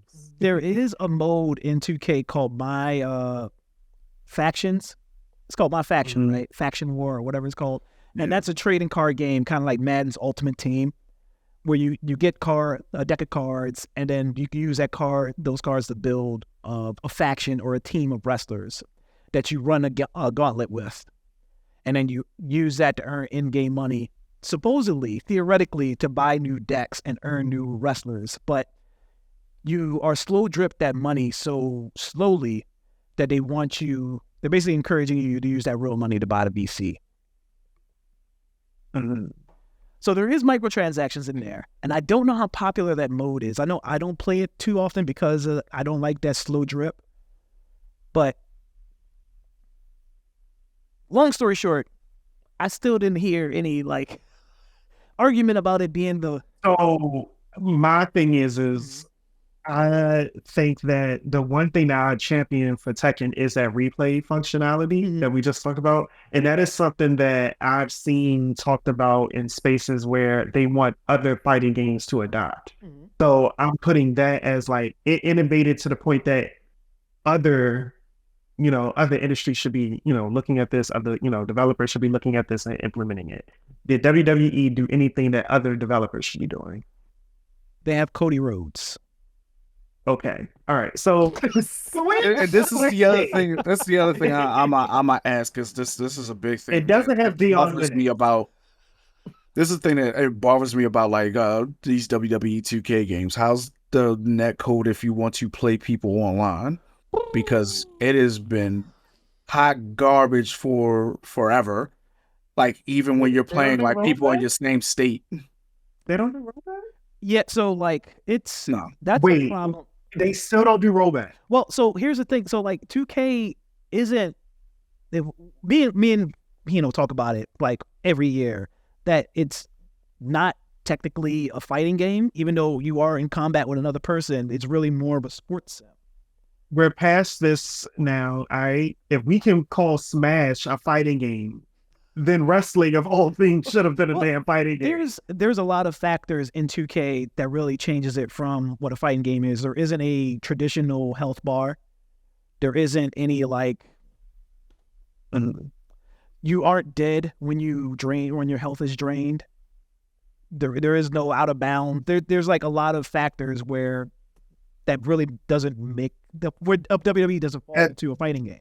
I don't think that shouldn't affect making good online. So good you can online, yeah, that's what I'm saying, and have fun playing it, because that's the big thing that always like makes me mad about the games every year. It's like, I get it. I go to play with my friends, and when I'm playing with my friends, I can't do anything. I can't counter moves because like the connection is skipping the whole time on my end. Meanwhile, such and such is spearing me over and over and over again, even though I know the counter for it, I know the timing for it, but can't do it online. So I've only played like 2 or 3 one-on-ones, and I didn't have too much of an issue. But play a multi-man. That's what I was about to say. I didn't really test it because I know the problems really get in when you're like in 8-man cage matches or like in stuff like that. The more elements that are in the match, the more unstable that connection gets. So I personally didn't test it. Is War Games still there? War Games is back. Okay. Is it still 3-on-3 instead of 4-on-4? Ooh, I didn't test it, so I can't confirm that. But the max is 8 people, so that's weird. Yeah, I mean, what's the max 8 people in the last? I don't remember. Because like War Games last year, it only did 3-on-3. Yeah, I remember. And I was just like, that's weird. Like, that's not how War Games work. Special guest referees now? That's dope as hell. Yeah, but that's an old thing that they brought back. I agree with you, but that doesn't change that it's good. Now, I do think the inclusion of ambulance matches is dope. Yep, ambulance and coffin matches. Casket, yeah. Yeah, casket matches. It's so much content. I say all this to say that I'm not going to argue with you about moving Tekken above it, because I really think the internet would take my gamer card if I tried to really argue about WWE being better than Tekken. I get it. I just wanted to say my piece. And like I said, like I think it did improve some things. I just don't think it improved the same way that Tekken improved. And I'll even give it an asterisk. The WWE only had 1 year to improve on their game compared to Tekken, who like they've been working on this at least like 3+ years. So I'll even give it that. But yeah, I do think that even like like among like casual people, if they only could buy one game and they had Tekken 8 and they had like WWE in their hand, I think they would take that Tekken 8 first and come back next week and get the WWE. Those people are wrong. So the way the list is now, we covered the bottom 5. So 10 Silent Hill Short Message, 9 Granblue Fantasy Relink, 8 Palworld, 7 Balatro, 6 WWE 2K24, 5 Tekken 8. So actually, with the bottom 6 actually. So 4 Prince of Persia: The Lost Crown. Excellent game, amazing. Just really good. Like, just the demo was like fun, and I was just like, "Ooh, I like when I get some extra free time." Causes the right amount of stress. It causes the right amount of stress. I mean, you will be stressed playing it, but it's real good. It feels so rewarding when you do accomplish things in the game. The map is crazy huge. We were just talking about that actually. Combat is inspired directly from Devil May Cry. So it feels good to me. If you don't like Devil May Cry or Platinum type fighting games, I don't know what's wrong with you. Current action games rather. So yeah, it's really, really nice. I don't know what else to say. I feel like we talk about it quite a bit. One thing I do know is that recently we just saw that it has a post-launch roadmap where it's going to be introducing new story content, time trial mode, and some other features coming up. But did you beat it yet, Champ? Or you were close to beating it? Like what's up? I didn't. I am over the halfway point. I don't want to like touch on where I'm at because I don't want to like spoil anything for anybody. Uh-huh. But I do want to say that there is a lot of people. I don't want to say a lot. Actually, I think it is safe to say a lot because this game only sold like 300,000 copies. There are people that see this game and they're kind of judging it based on the graphic presentation, saying, you know, it's like it looks like a Super Nintendo game. It's not like everybody's like expecting every single game they play to have the graphic fidelity of like a Last of Us or a God of War or an Uncharted or something like that. And I just want to say to those people that you're robbing yourself of what literally may be one of the best experiences in gaming. If you like Metroidvania. Yeah, if you like Metroidvania, it's definitely dope. Yeah. I don't even know if I want to put that caveat on it. I just really think it's a really good game. Like most Metroidvanias, I would put that asterisk on it. Like you have to like Metroidvanias to like a Hollow Knight or to like a Dead Cells or, you know, other games like that. With this game, it checks so many boxes. Like the combat is some of the best combat I've ever played in any 2D game. Okay. It's all right. It's you know, I mean, Thank you for that caveat. I was like, wait a minute. Any 2D yes, game. in 2D for sure. Yes. Yeah. So there's the combat so in depth, the amount of differentiation you can go in with combos and like adding your different special moves and stuff like that. It's super in depth. Mad exploration, a ton of secrets in here that you can find. It's if you like games, I just suggest you play it unless you like exclusively play stuff like Animal Crossing and Stardew Valley, then maybe this is not for you. And this is hard for me because I am not an Ubisoft fan. Like I detest them for quite a bunch of things that they've done, but this is really good. There's no way around it. This is a really, really good game. Yeah. I think like the last big Ubisoft game that I actually liked and played was Immortals Phoenix Rising. So good. It was my jam.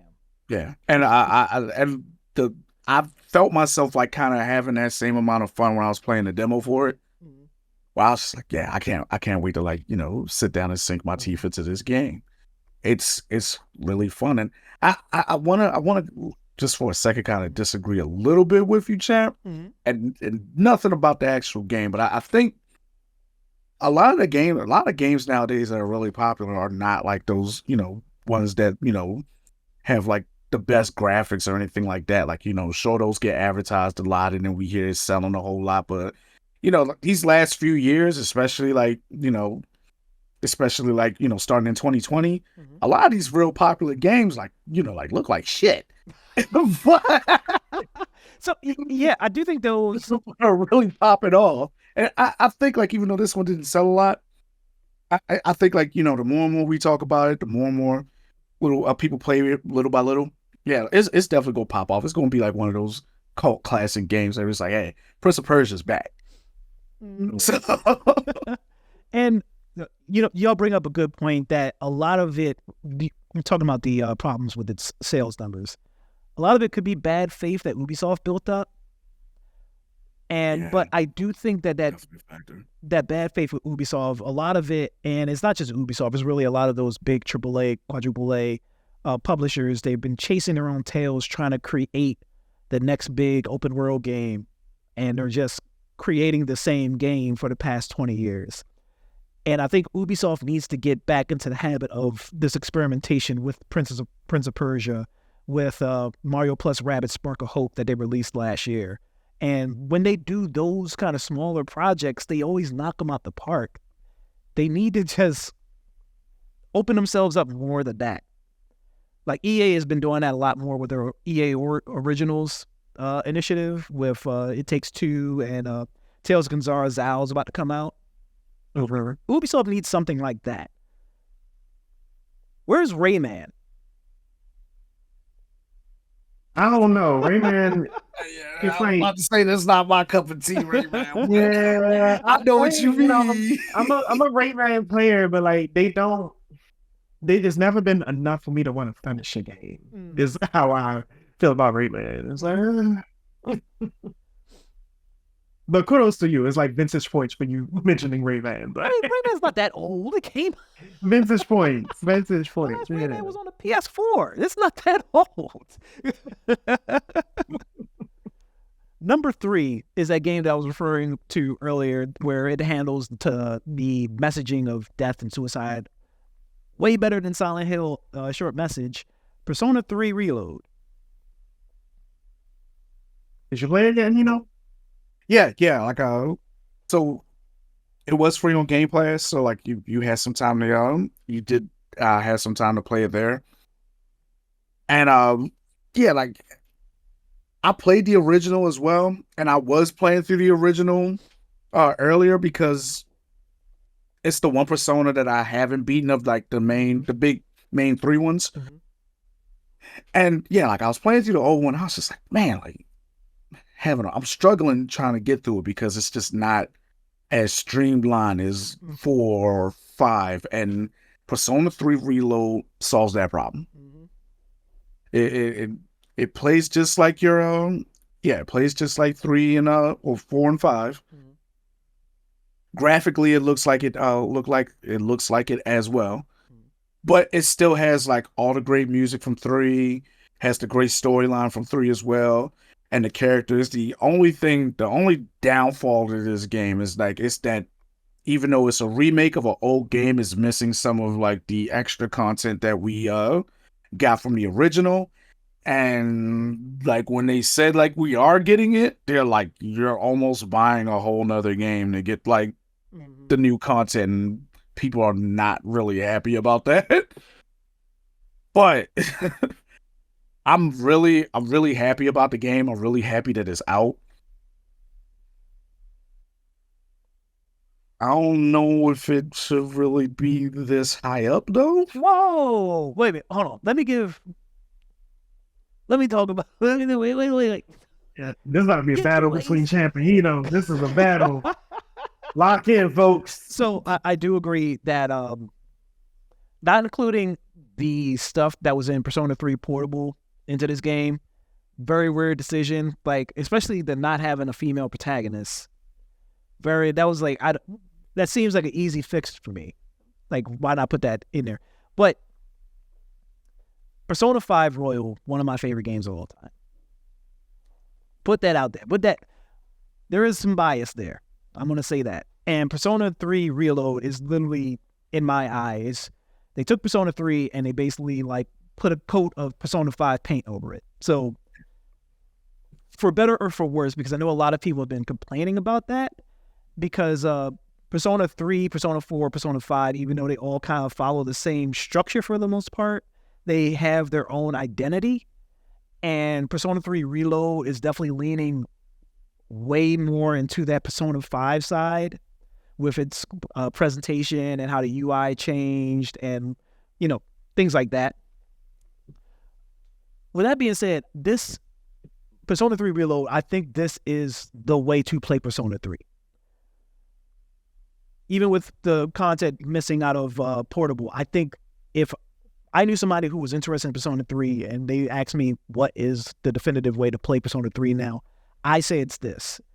The beginning gets to the action way quicker than the original 3 does. I love the combat in this. I love, again, the presentation of it. Like, even though, yes, it's just Persona 5, but blue. But I do like how it looks. I love how the action looks. There's some things that they kept from Persona 3 that there are some things in Persona 3 that there are lessons that they've learned and the changes that they made in 4 and 5 that now that you're going back and playing 3, you're like, damn, now I realize why they don't do it that way anymore. The dungeon structure in 3 is not as good as it is in 5. Yeah, like that was a big issue for a lot of people, like dungeon-wise, because it's you're still the dungeon is called Tartarus. Yeah. And it's just floors, and you're just going up floors. Like, and it gets tedious in the old game. Yes. So, Duke, to clarify, so Persona 5 for reference. So, are you familiar with like how the personas work? Yes, like there's the sim life and then the after night, dark night hour. Yeah. Okay, so yeah, you're familiar. So the life sim stuff, pretty much the same. Like if you played any Persona, it's kind of the same here. Even though these characters aren't my favorite, like the bonds that you build in Persona 3, they're probably not like the most interesting out of all of the Personas 3, 4, and 5. But the dungeon crawling. So in Persona 5, there is an area like Tartarus is in 3 where you just go and it's just an endless grind. It's just one setting and you go through it. But there's also these dungeons, traditional dungeons based on the boss of that section. And it's all aesthetically different. They're all structured different. There's different enemies in them, stuff like that. In Persona 3 is just that one endless kind of dungeon that kind of has that same setting. It changes a little bit, like the color, but it's all just one dungeon throughout the game that you're going through. And it does kind of get a little tedious. Okay. Now, I want to start some shit. So, where would you put it on the list? I would actually pull Prince of Persia up one and move Persona 3 down one. And that's it. No, I'm just I actually I like not a huge drop, but I think Prince of Persia is like the better game. And then I'm also gonna agree with our friends from last time. It's a remake. And so okay, that's actually a really good one and a really popular one. I had an internal kind of monologue about that because we need to figure out if that's going to be a hard, fast rule for us or not, whether like remakes aren't allowed on. I think remakes are allowed on the list. As long as they're some innovation. Substantial changes. Yeah. Because like Rebirth clearly is not like a 1-to-1 remake of 7. It's actually missing a whole section. Yeah. But technically. But to me, I do think Persona 3 Reload, I do think they made some substantial changes from Persona, like other than graphic improvements. Like, well, yeah, it's a quality of life changes that make this game better. And like you, I'm not going to say you could have kept the same graphics, which no. But I mean, I wouldn't have minded it personally, but that's personally. But yeah, like it's still the same game. It's the same story. Like I know what's going to happen up to a specific part, but the quality of life changes like are really what makes this game special. And now that it's back for people that haven't, gotten to play like Persona 3, very happy about it. I want it to be out there for people. I just want to promote Prince of Persia a little bit more than Persona. No, I mean, honestly, I know Duke wanted to like stir the pot, but I do agree with him. In another world where the two other games that we're about to talk about, if they weren't out yet, honestly, I would want Prince of Persia to be in conversation for GOTY right now. Like, it's really good. It kind of revitalized my passion for that genre of game. Like, even though I've always liked Metroidvanias, but like this is really, it's doing a lot of good things, doing a lot of new things, and yeah, I agree. I think it should be up there in the top 3. So I moved it. So then, Persona 3 Reload is 4. Prince of Persia: The Lost Crown is 3. 2, Final Fantasy VII Rebirth. Yeah.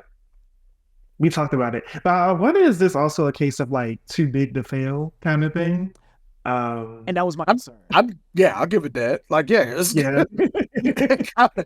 kind of is. Like, you could.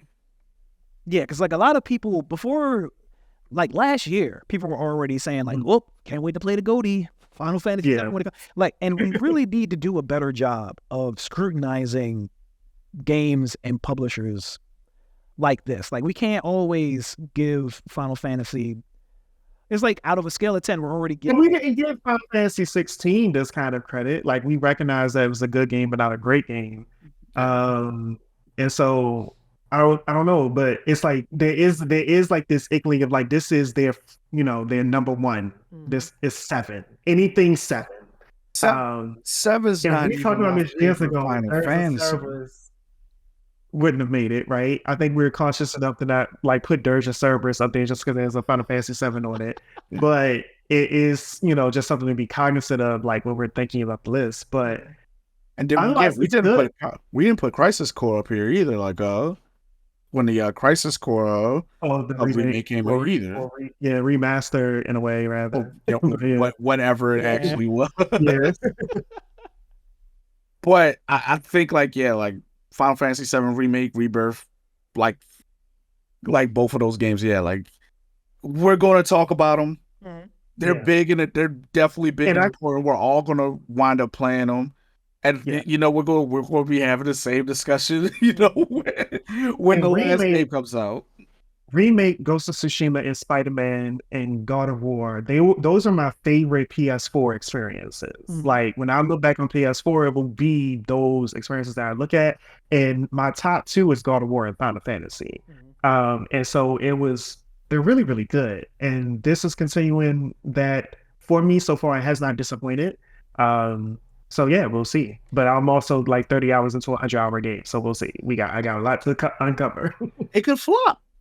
It could flop. It actually could flop. But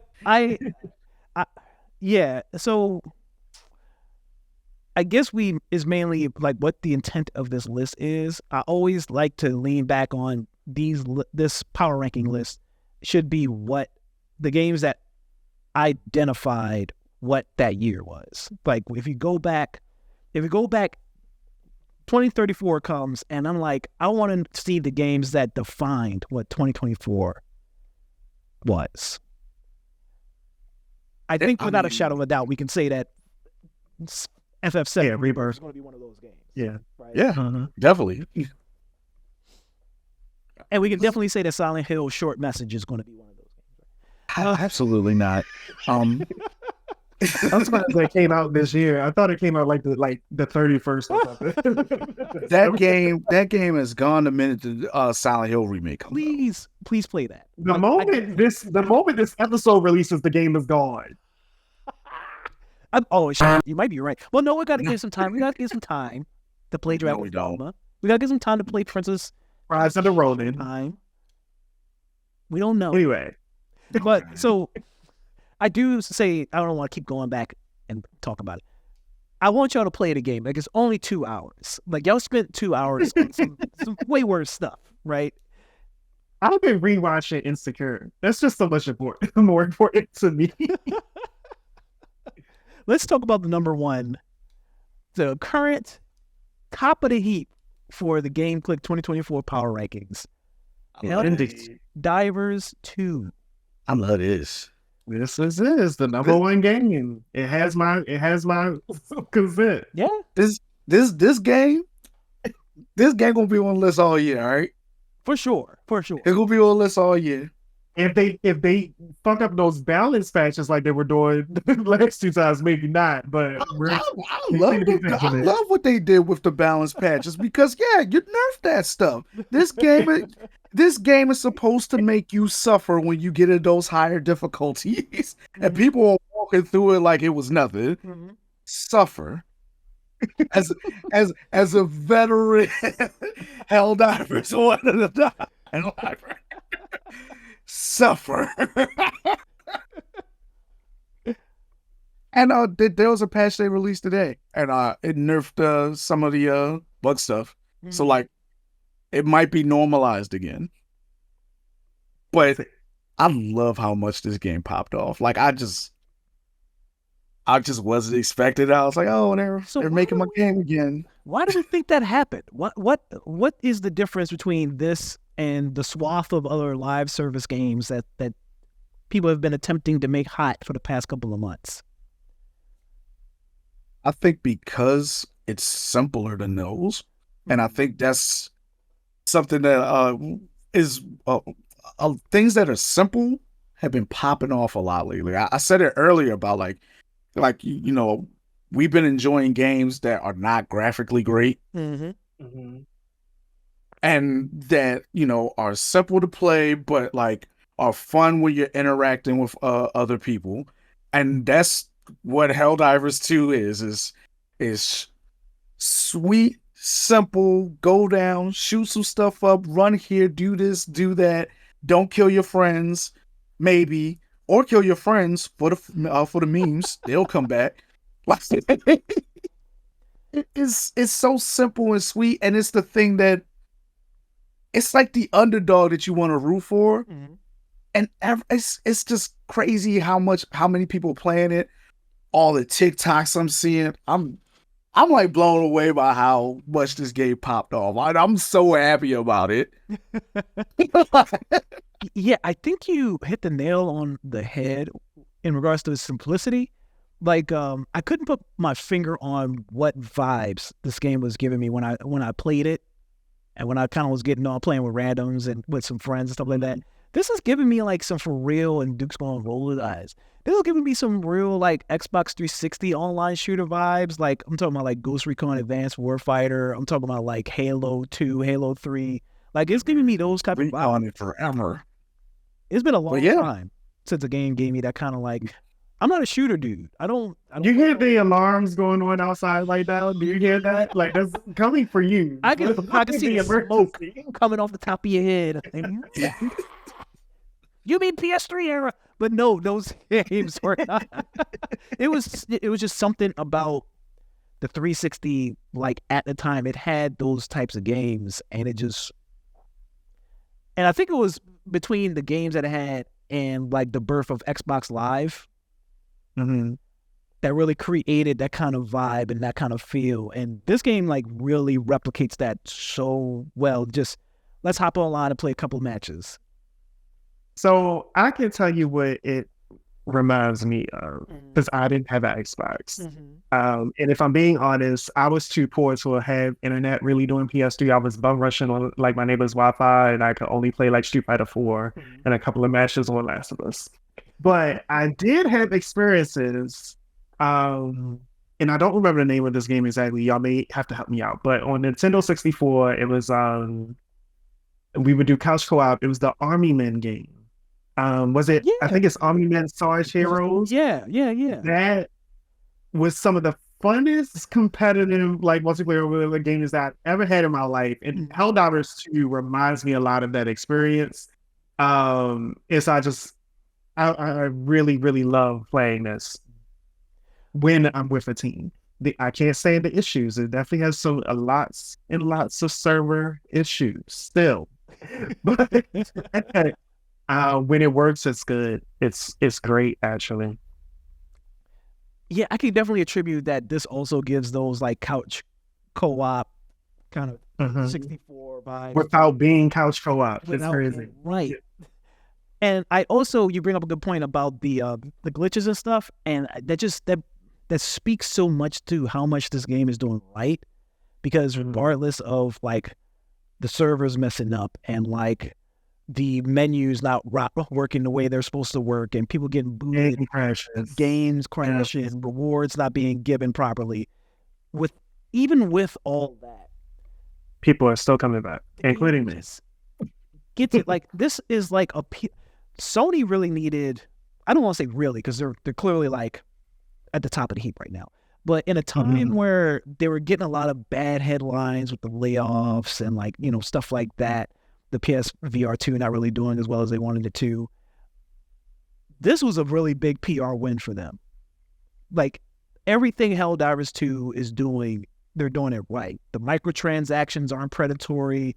You can get the in-game currency by playing in-game.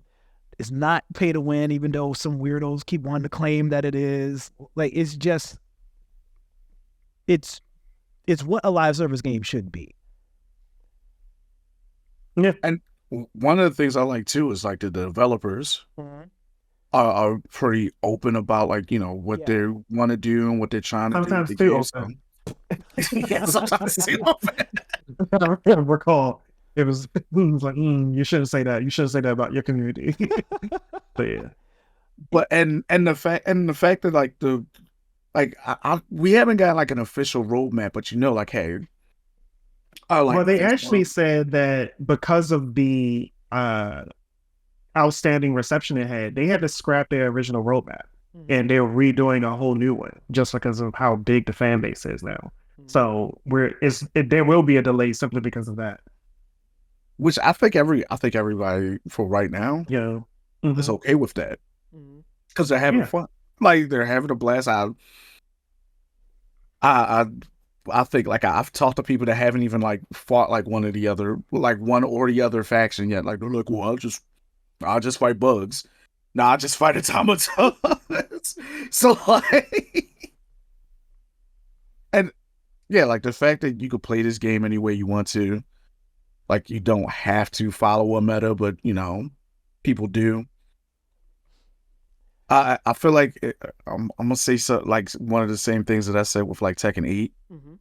Just where Helldivers 1 was at the end, and what they changed with Helldivers 2, like it kind of feels like leaps and bounds, even though, like, we haven't gotten all the things. Like me and some friends were playing like this weekend, and like for a minute we were kind of complaining about, damn, like we miss having the vehicles and stuff like that we had before. But it's coming. We know it's going to eventually come, and then we're going to have to do a whole community mission to get it, which is also like really cool. Like I said, the community is blowing me away with, like, just how many new people are playing this game, and like the returning players that are playing it too.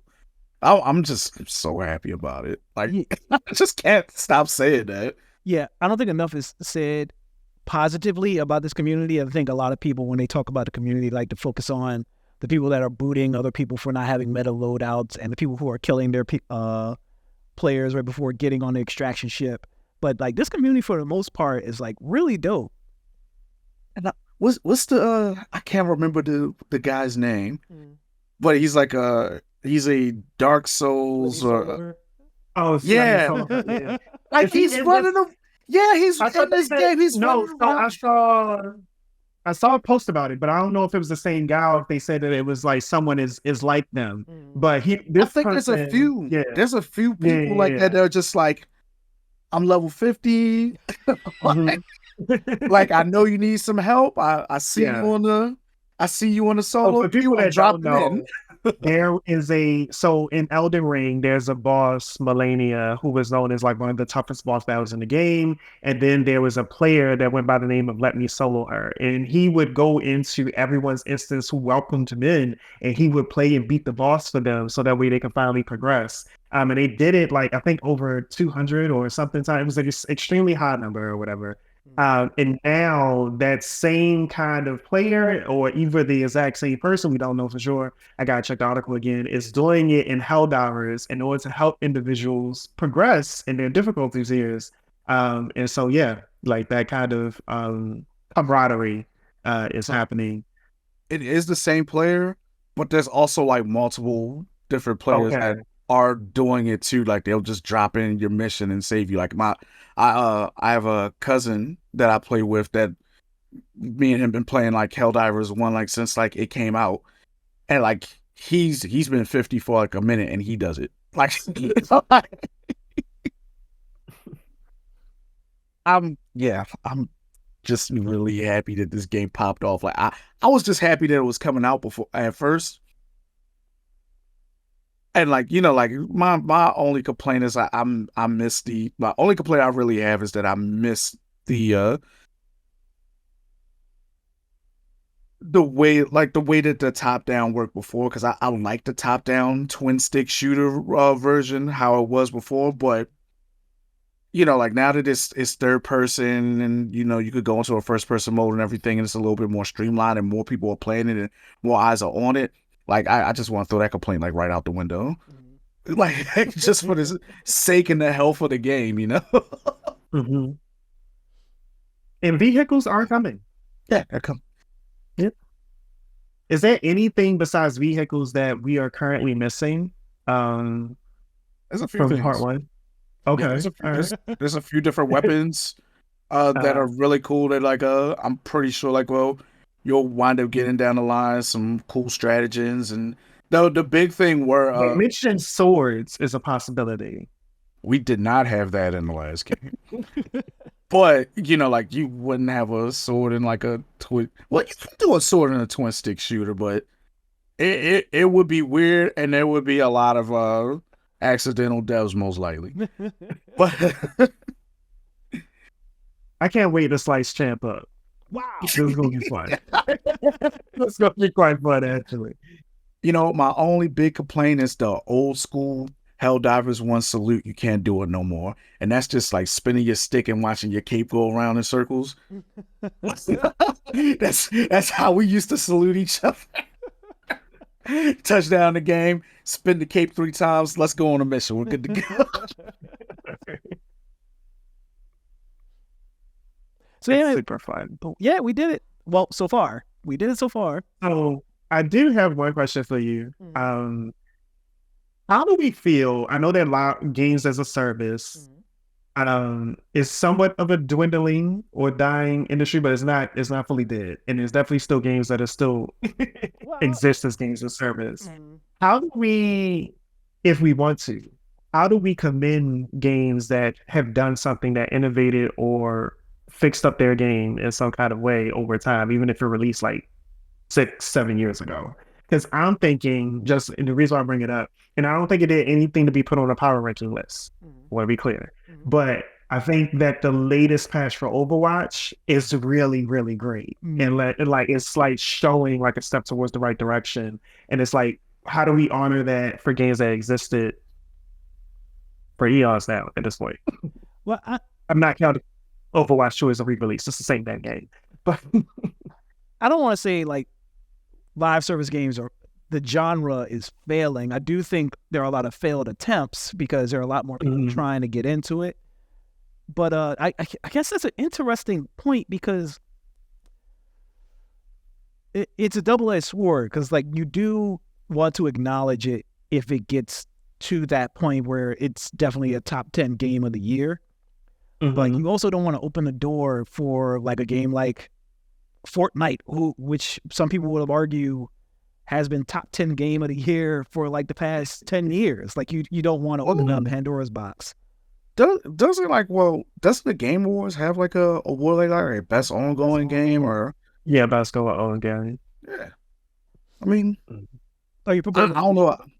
So maybe a separate list or something. I don't know. I was just curious about it. I don't know. That's something we should put some more thought into. I think that's you got on our good side list. Because like Multiverses was going to be 1.0 later. Oh yeah. Yeah. Did you later this month? Did you see? I don't want to get off topic because we really got to get off. But did I see the trailer? No, they released. Well, the character select list leaked. No, I didn't see the character select list. I did not see that, but I do. I remember one of the maps. You did speak in chat about one of the characters, or possibly a Pokemon trainer kind of thing. But we already knew that because one of the maps was that town, so we just knew for sure.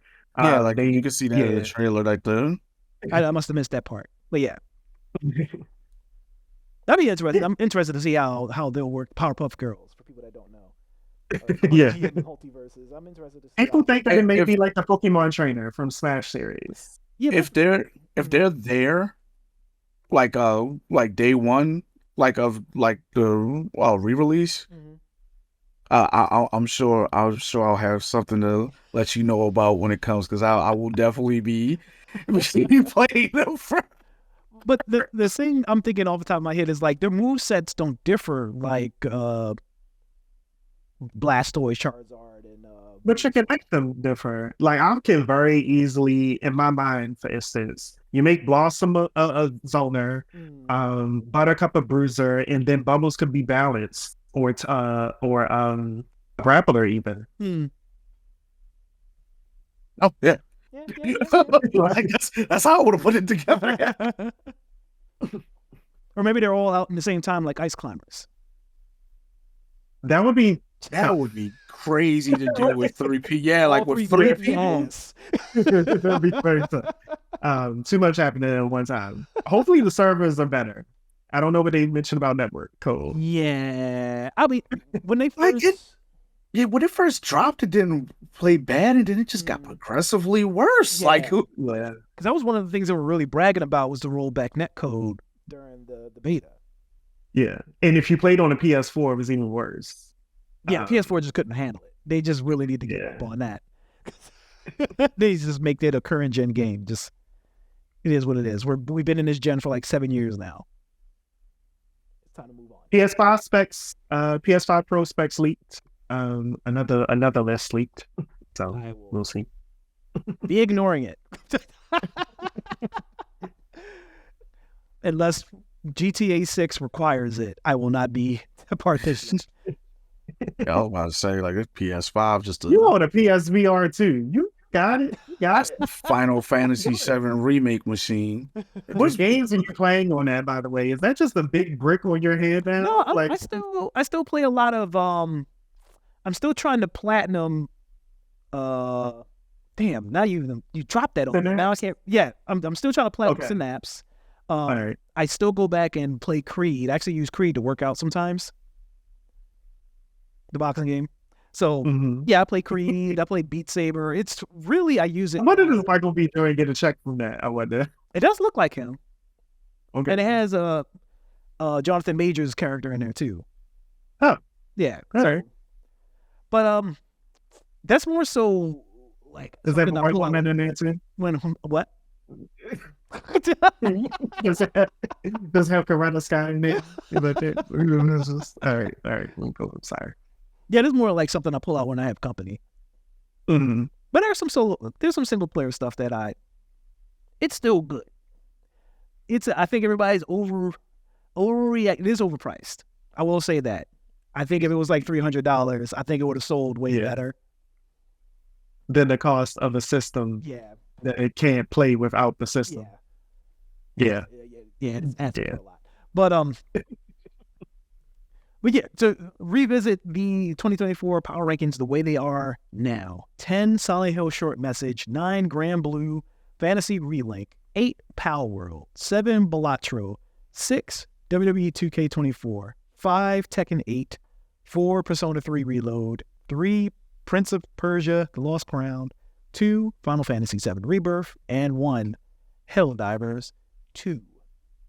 Yeah, sounds reasonable to me. Like it so far? Yeah. We can revisit this in the summer when we'll change it in 48 hours. Literally. One of us are going to play Rise of Ronin, I'm assuming.